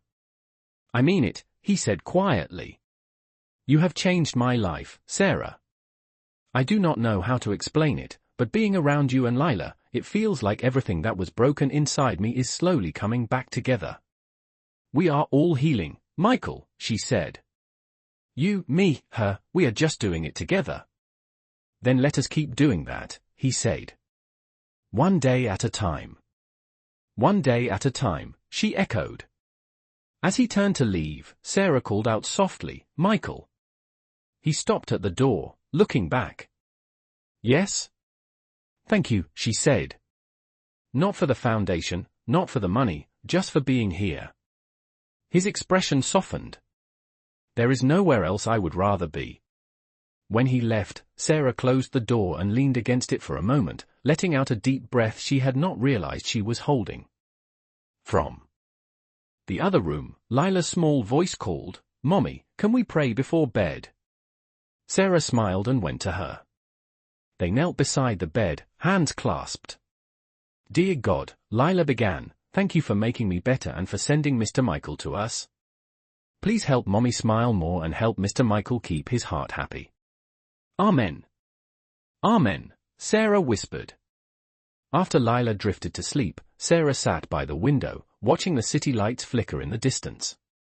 She thought about how far they had come, from their desperate prayer in a church pew to this quiet night filled with gratitude.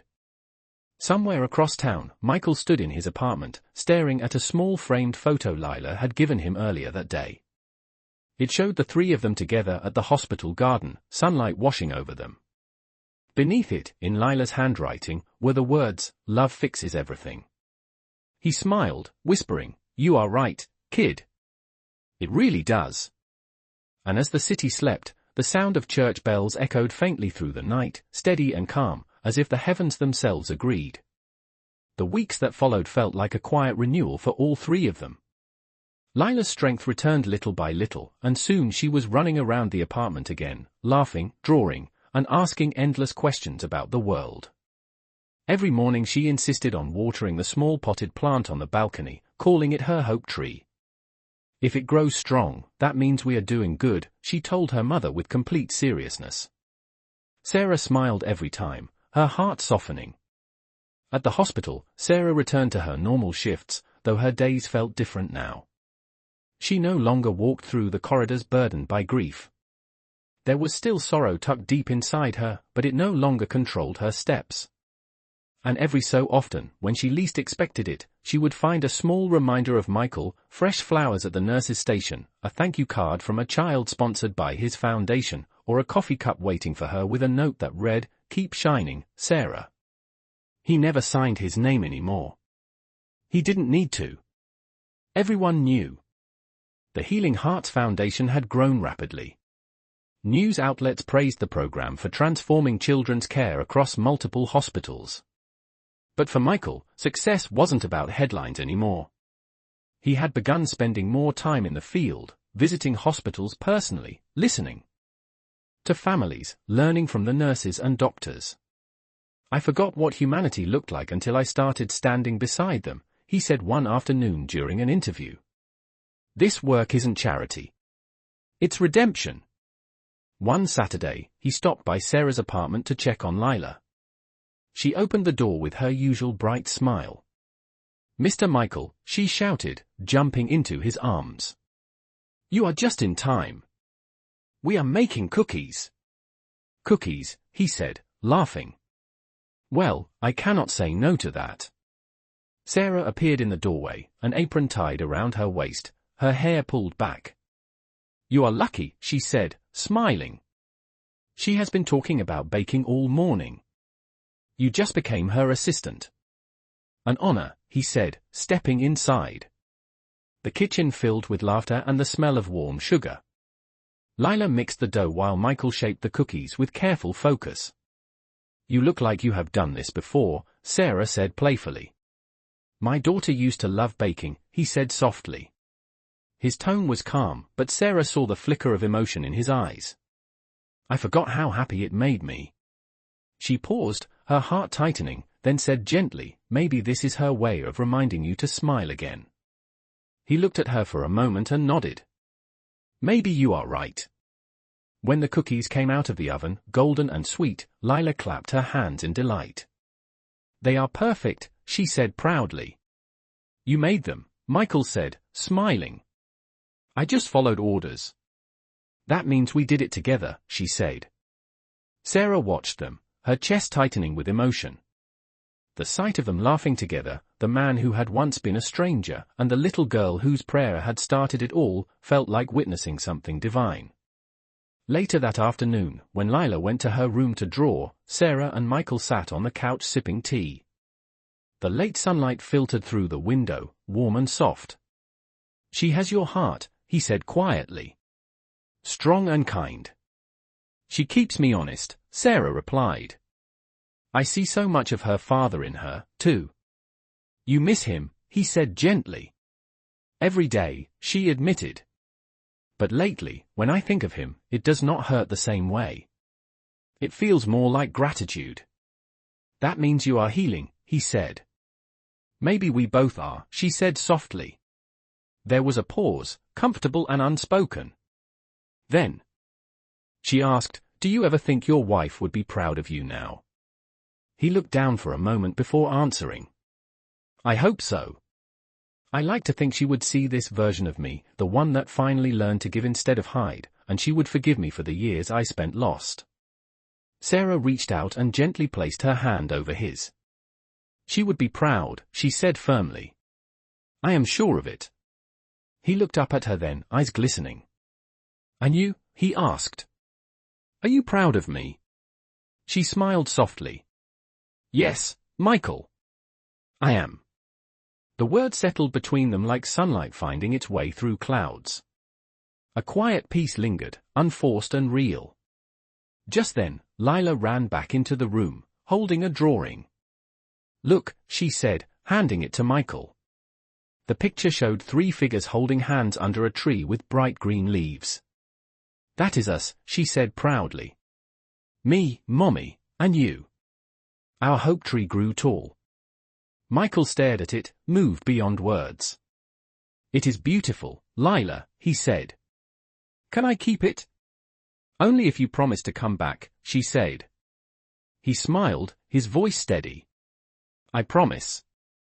That evening, after he left, Sarah tucked Lila into bed. "Mommy," Lila said sleepily, "do you think Mr. Michael is lonely when he goes home?" "Maybe a little," Sarah said. "But he has people who care about him now." "Like us." "Like us," Sarah replied. Lila yawned. "Then he will be okay." "He will," Sarah whispered, kissing her forehead. Later, when the apartment was quiet, Sarah sat by the window watching the streetlights glow. For the first time in a long while, her heart did not feel divided between loss and longing. It simply felt full. Across town, Michael placed Lila's newest drawing beside the others on his desk. The three figures stood under the tall green tree, a symbol of growth, of healing, of family born not from blood but from grace. He smiled softly to himself and whispered, "Hope Tree." The sound of the city outside faded into stillness, and for once, his world did not feel empty. It felt alive. The following month brought with it the warmth of early summer. The days were longer, the hospital busier, and Sarah found herself juggling her shifts with caring for Lila, who was fully recovered and brimming with life again. Every evening after work, they would walk to the small park down the street, the same one where Michael sometimes joined them after leaving his office. On those evenings, it felt as if the world slowed down, giving them space to breathe and simply exist. Lila would play on the swings while Sarah and Michael sat on the nearby bench, talking quietly as the golden light faded over the city. One such evening, Michael arrived holding a small box tied with a ribbon. "This is for you," he said, handing it to Lila. "For me," she gasped. "What is it?" "Open it and see," he said, smiling. Inside was a delicate silver bracelet with a tiny charm shaped like a tree. "It is our hope tree," Michael explained. "Now you can carry it with you wherever you go."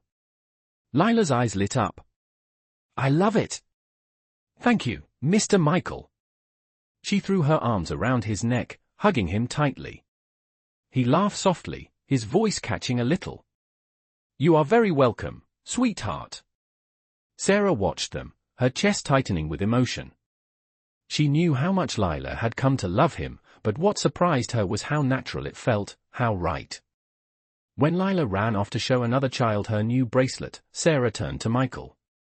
"You spoil her," she said softly. "She deserves joy," he replied. "So do you." She smiled faintly. "I am working on that." "You are doing better than you think," he said, his gaze steady.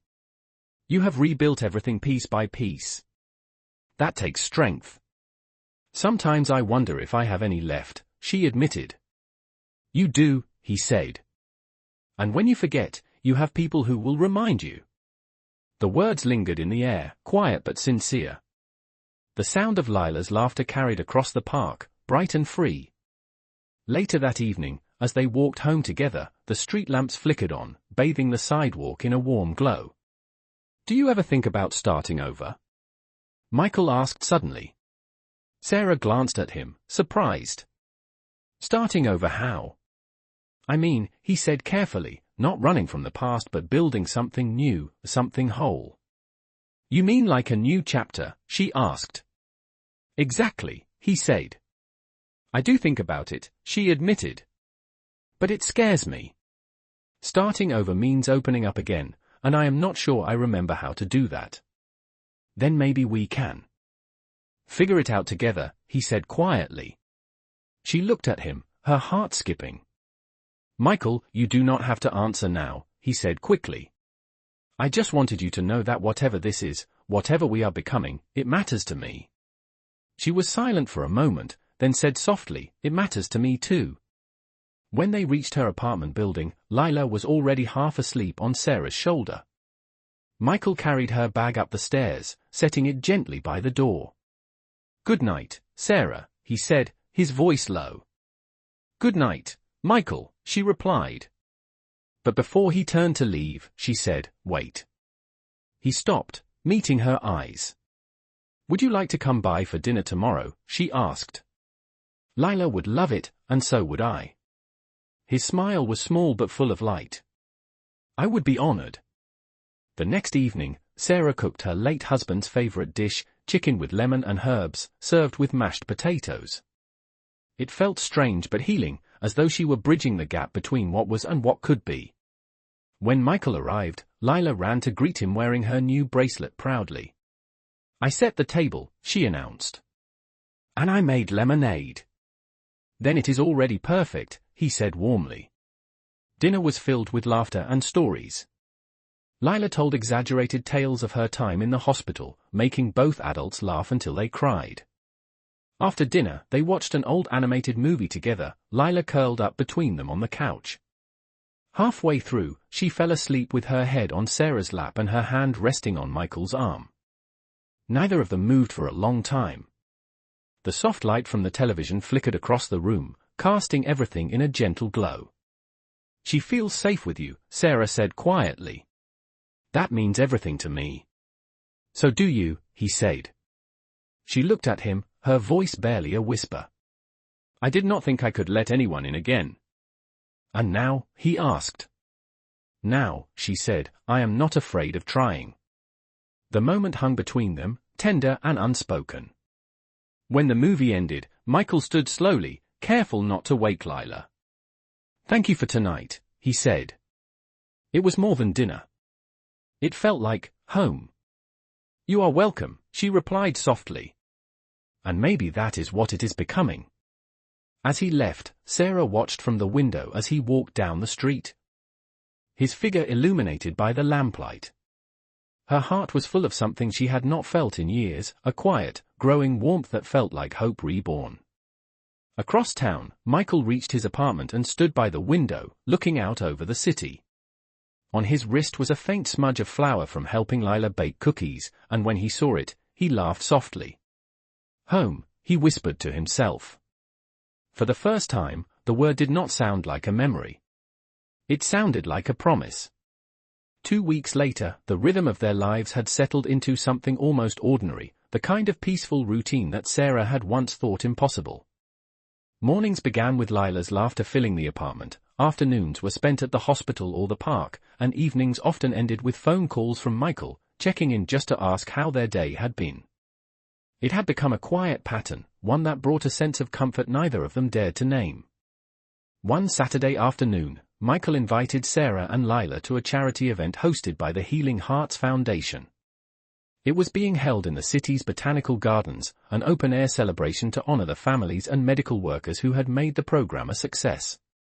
When they arrived, the place looked like something out of a dream. Colorful tents dotted the grass, children ran with painted faces, and live music drifted through the air. Lila's eyes sparkled. "It is like a fairy tale," she exclaimed. "Then today, you are the princess," Michael said with a smile, handing her a small paper crown. "And Mommy is the queen." Sarah laughed softly. "What does that make you?" "Just someone lucky enough to be in their story," he said. As they walked through the gardens, people stopped to greet Michael, thanking him for his work. But he deflected the praise easily, often introducing Sarah as one of the real heroes and Lila as the reason this foundation remembers what matters. At one point, Lila ran off to join a group of kids chasing bubbles, leaving Sarah and Michael standing near a fountain surrounded by lilies. "She brings light everywhere she goes," he said quietly. "Just like her mother." "You give her reasons to smile," Sarah replied. "That means more to me than you know." "You both gave me reasons to live again," he said. The air around them grew still, charged with something deeper than gratitude. For a moment, neither spoke. Then Lila came running back, holding 2 balloons, one pink, one blue. "These are for you," she said, giving them each one. "We have to let them go together. It means we are sending wishes to heaven." "What are you wishing for?" Sarah asked. "That people who are sad will feel better," Lila said simply. "That nobody feels alone." Sarah's throat tightened as she glanced at Michael. He nodded silently. Together, the 3 of them released their balloons.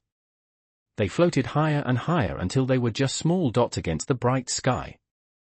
"Good job, sweetheart," Sarah whispered. "That was beautiful." "Do you think God saw them?" Lila asked. "I am sure he did," Michael said gently. Later that afternoon, the event ended with a small ceremony. Michael was called to the stage to speak. He hesitated at first, then turned to Sarah and Lila sitting in the front row. Sarah gave him an encouraging nod. Taking a deep breath, he stepped up to the microphone. When we started the Healing Hearts Foundation, I thought it was about redemption, he began.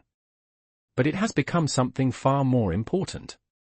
It is about people. It is about the mothers who keep fighting, the children who keep believing, and the kindness that keeps us connected.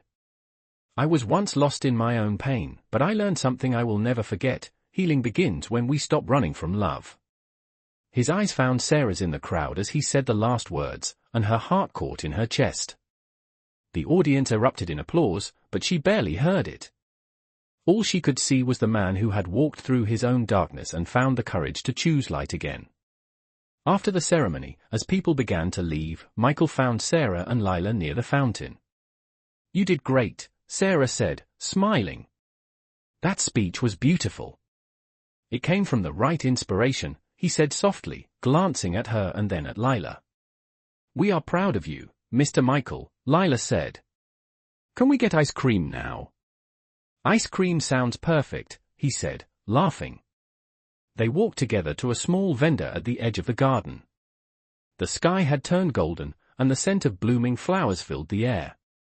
As they sat on a bench with their cones, Sarah watched Michael and Lila talk animatedly about flavors and sprinkles, and she felt something shift inside her, a quiet certainty that this, right here, was what happiness looked like. When Lila ran off again to play near the pond, Sarah turned to him. "You know," she said softly, "you have become part of her world in a way I never expected." "I do not take that lightly," he replied. "Being part of her world means being part of yours too. And I want to be, Sarah. Not just for a moment, but for real."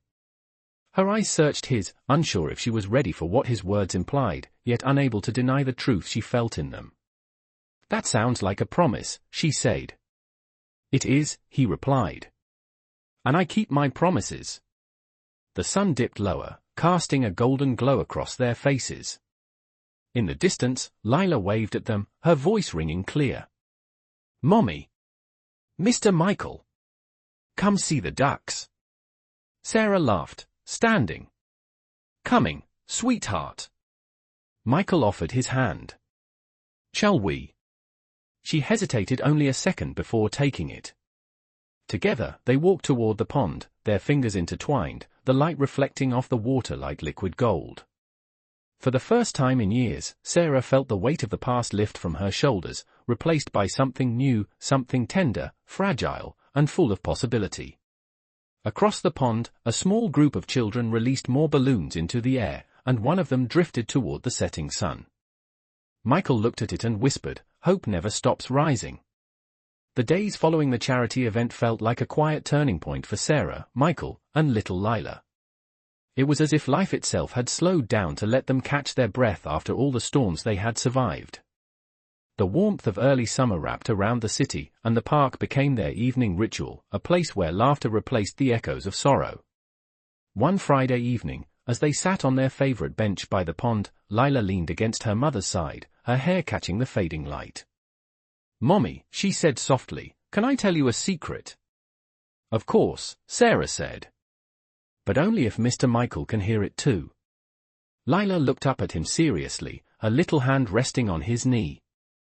"You too, Mr. Michael." He smiled. "I am listening." She took a deep breath. "I asked God for a dad again last night." Sarah blinked in surprise. "Sweetheart, it is okay, Mommy," Lila said quickly. "I told him I do not need a new one if he is too busy. I just want someone who makes you smile." Michael's throat tightened. He opened his mouth but found no words. Sarah wrapped an arm around her daughter, holding her close. "You have such a big heart," she whispered. "That is because you have one too," Lila said simply. When she ran off a few minutes later to feed the ducks, Sarah turned to Michael. "You heard her," she said softly.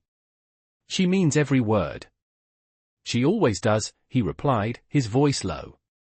"Sarah, I do not ever want to overstep, but I cannot pretend that I do not feel like I belong with you both." Her gaze met his, searching. "Michael, what we have, it is fragile. It has grown slowly, through pain and forgiveness. I am afraid of ruining it." "You will not," he said. I would never let you fall alone again. His hand brushed hers, and she let it stay there. The air between them was quiet but alive with unspoken truths. When the sky darkened, Michael walked them home. On the doorstep, he hesitated before saying, "Can I see you tomorrow? Maybe dinner? Just as this time." "You mean without Lila?" Sarah asked, surprised. "Yes," he said, smiling softly. "You deserve a night to just be Sarah. Not Mom, not Nurse, just you." She hesitated, then nodded slowly. "All right. But only if you let me choose the place." "Deal," he said. The next evening, they met at a small restaurant tucked between rows of old brick buildings, the kind of place where time seemed to pause. Candlelight flickered on their table, and soft jazz played in the background. Sarah wore a simple blue dress, her hair loose, and Michael found himself struggling to remember how to breathe when he saw her. "You look," he began, then stopped. "You look like peace." She laughed, a sound he could have listened to forever. "That might be the kindest thing anyone has ever said to me." Dinner passed easily, their conversation flowing from work to childhood stories, to small dreams neither had shared in years. For once, there was no mention of hospitals or foundations, just life, in its simplest form. When they stepped outside after dessert, the street was quiet, the air warm. They walked slowly beneath the glow of the street lamps. "I forgot what it felt like to laugh like that," she said. "It has been a long time." "Then I am glad I could remind you," he replied. "You did," she said softly. "You really did." They reached her building, and she turned to him. "Thank you for tonight." "You never have to thank me," he said. "Just promise we can do it again." She smiled. "Maybe next time, you can let me cook." "That sounds dangerous," he teased. "I make a mean lasagna," she said, laughing. "Then I will bring the wine." For a moment, they stood in silence, neither wanting to end the night. Finally, Michael said, "Sarah, I know this is new and uncertain, but I want you to know something. I do not just care about you. I love you. I did not plan it, and I cannot undo it. I just do." Her eyes widened, and for a heartbeat, the world seemed to hold still. "Michael," she whispered. "You do not have to say anything," he said quickly. "I just needed you to know. Whatever happens, whatever you decide, I am not going anywhere." She looked at him for a long moment, her heart pounding. "You always know how to make things complicated," she said, though her voice trembled with emotion. "Maybe," he said, smiling faintly. "But I hope someday, you will see that it is simple too." When he left that night, Sarah stood at her window long after his car disappeared down the street. Her heart felt both terrified and full, a storm and a sunrise all at once. Across town, Michael sat in his apartment, staring out at the city lights. He knew he had said the truth, and though part of him feared losing her, a larger part finally felt free. Meanwhile, in her room, Lila slept soundly, her bracelet glinting in the moonlight. On her nightstand was a drawing she had finished earlier that evening, 3 stick figures standing under their tree, this time with hearts above their heads. At the bottom, she had written in her uneven handwriting, "Love grows like hope." And somewhere between that prayer and the quiet city night, Sarah whispered into the dark, "Maybe it really does." The morning after their dinner together, Sarah woke to the sound of Lila humming in the kitchen. The smell of pancakes filled the air, and sunlight streamed through the curtains, painting the room in gold. She walked in to find her daughter standing on a stool, flipping pancakes with serious concentration. "Good morning, Chef," Sarah said, smiling. "What is all this?" "Breakfast for Mommy," Lila said proudly. "Because you looked extra happy last night. Did you and Mr. Michael have fun?" Sarah paused, her heart skipping a beat. "We did," she said softly. "He makes you smile," Lila said. "And you make him smile. That means God is still listening." Sarah hugged her daughter tightly, whispering, "Maybe you are right. Over the next week, Michael and Sarah's connection deepened quietly but undeniably. He visited often, sometimes bringing flowers, sometimes dinner, and sometimes nothing at all, just himself, tired from work but eager to see them. Lila adored him completely.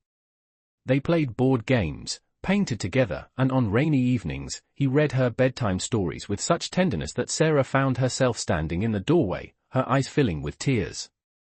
One Thursday evening, Michael arrived later than usual. His suit jacket was damp from the drizzle outside, and his expression was serious. "You okay?" Sarah asked as he stepped in. He nodded slowly. "Yes, just a hard day.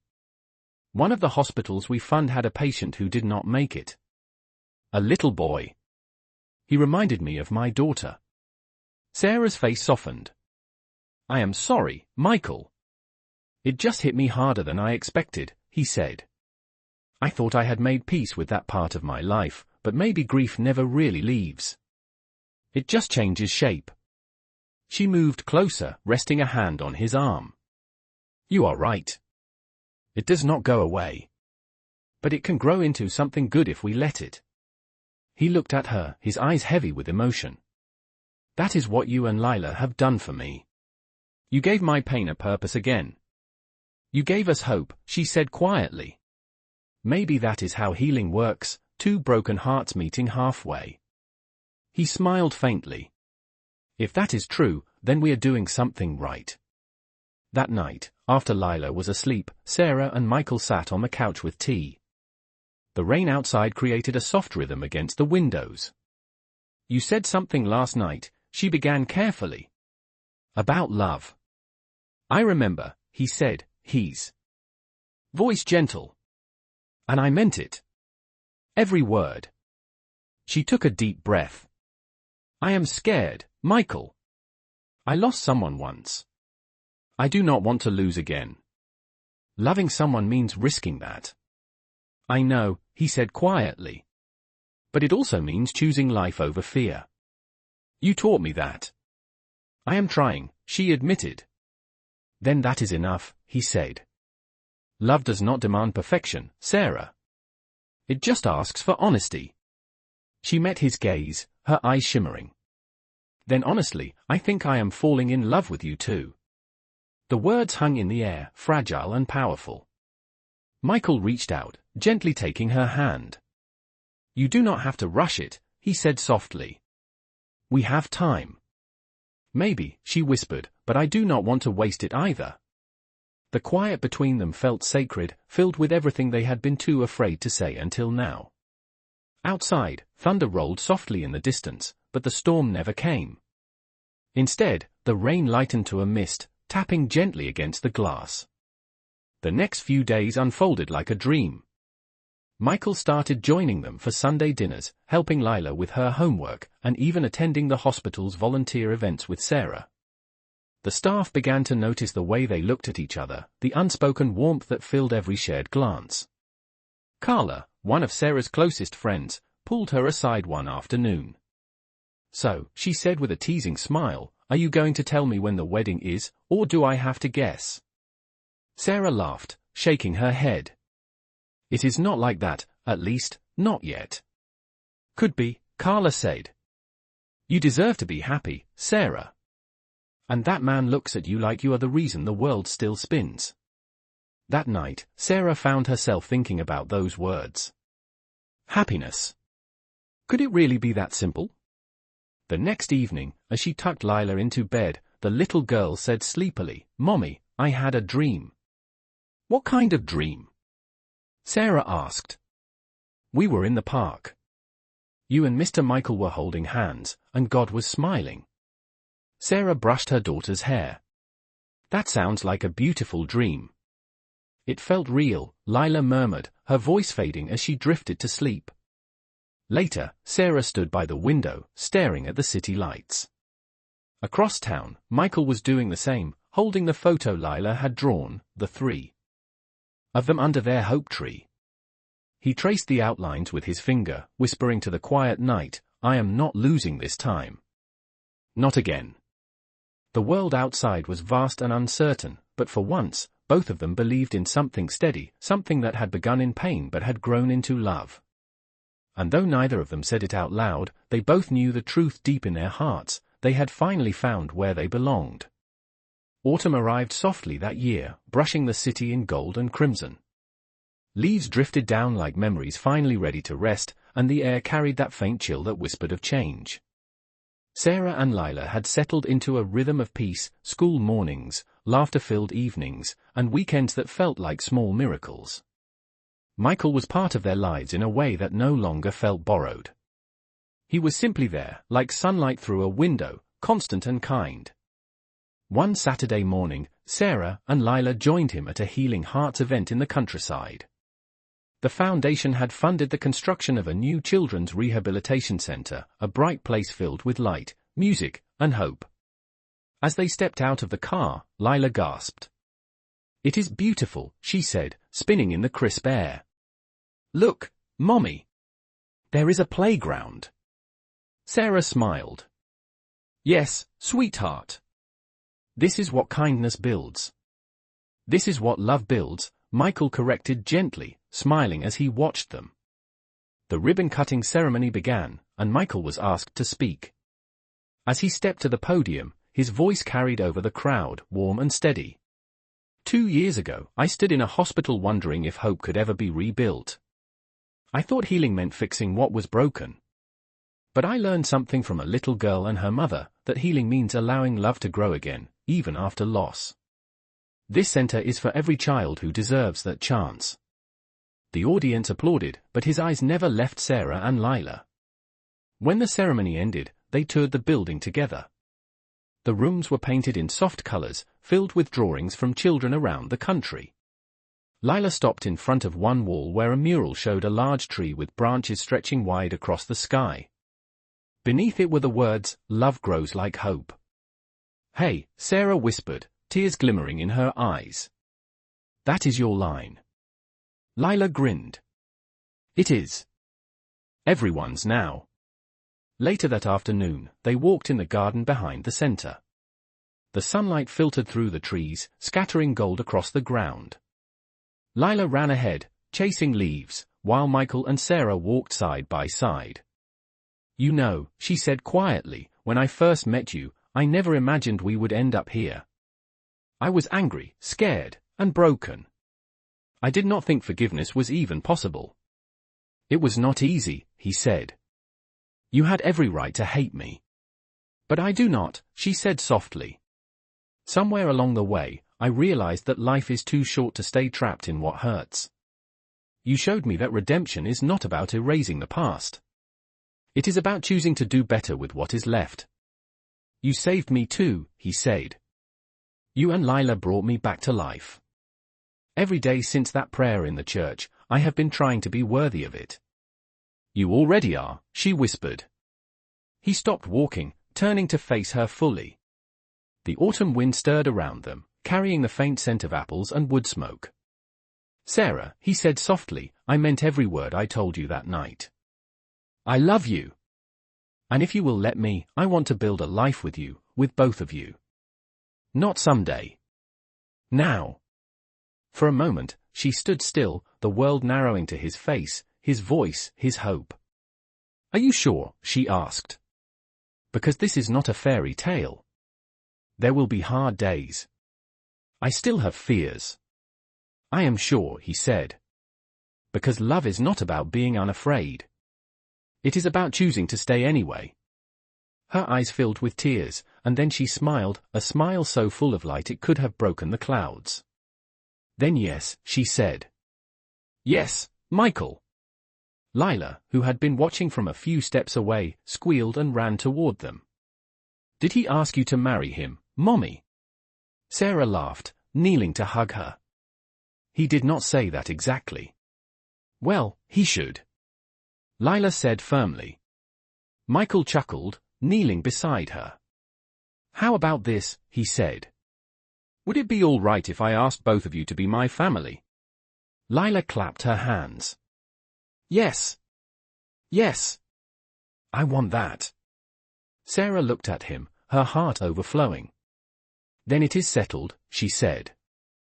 The three of them stood there beneath the turning leaves, the world spinning quietly around their joy.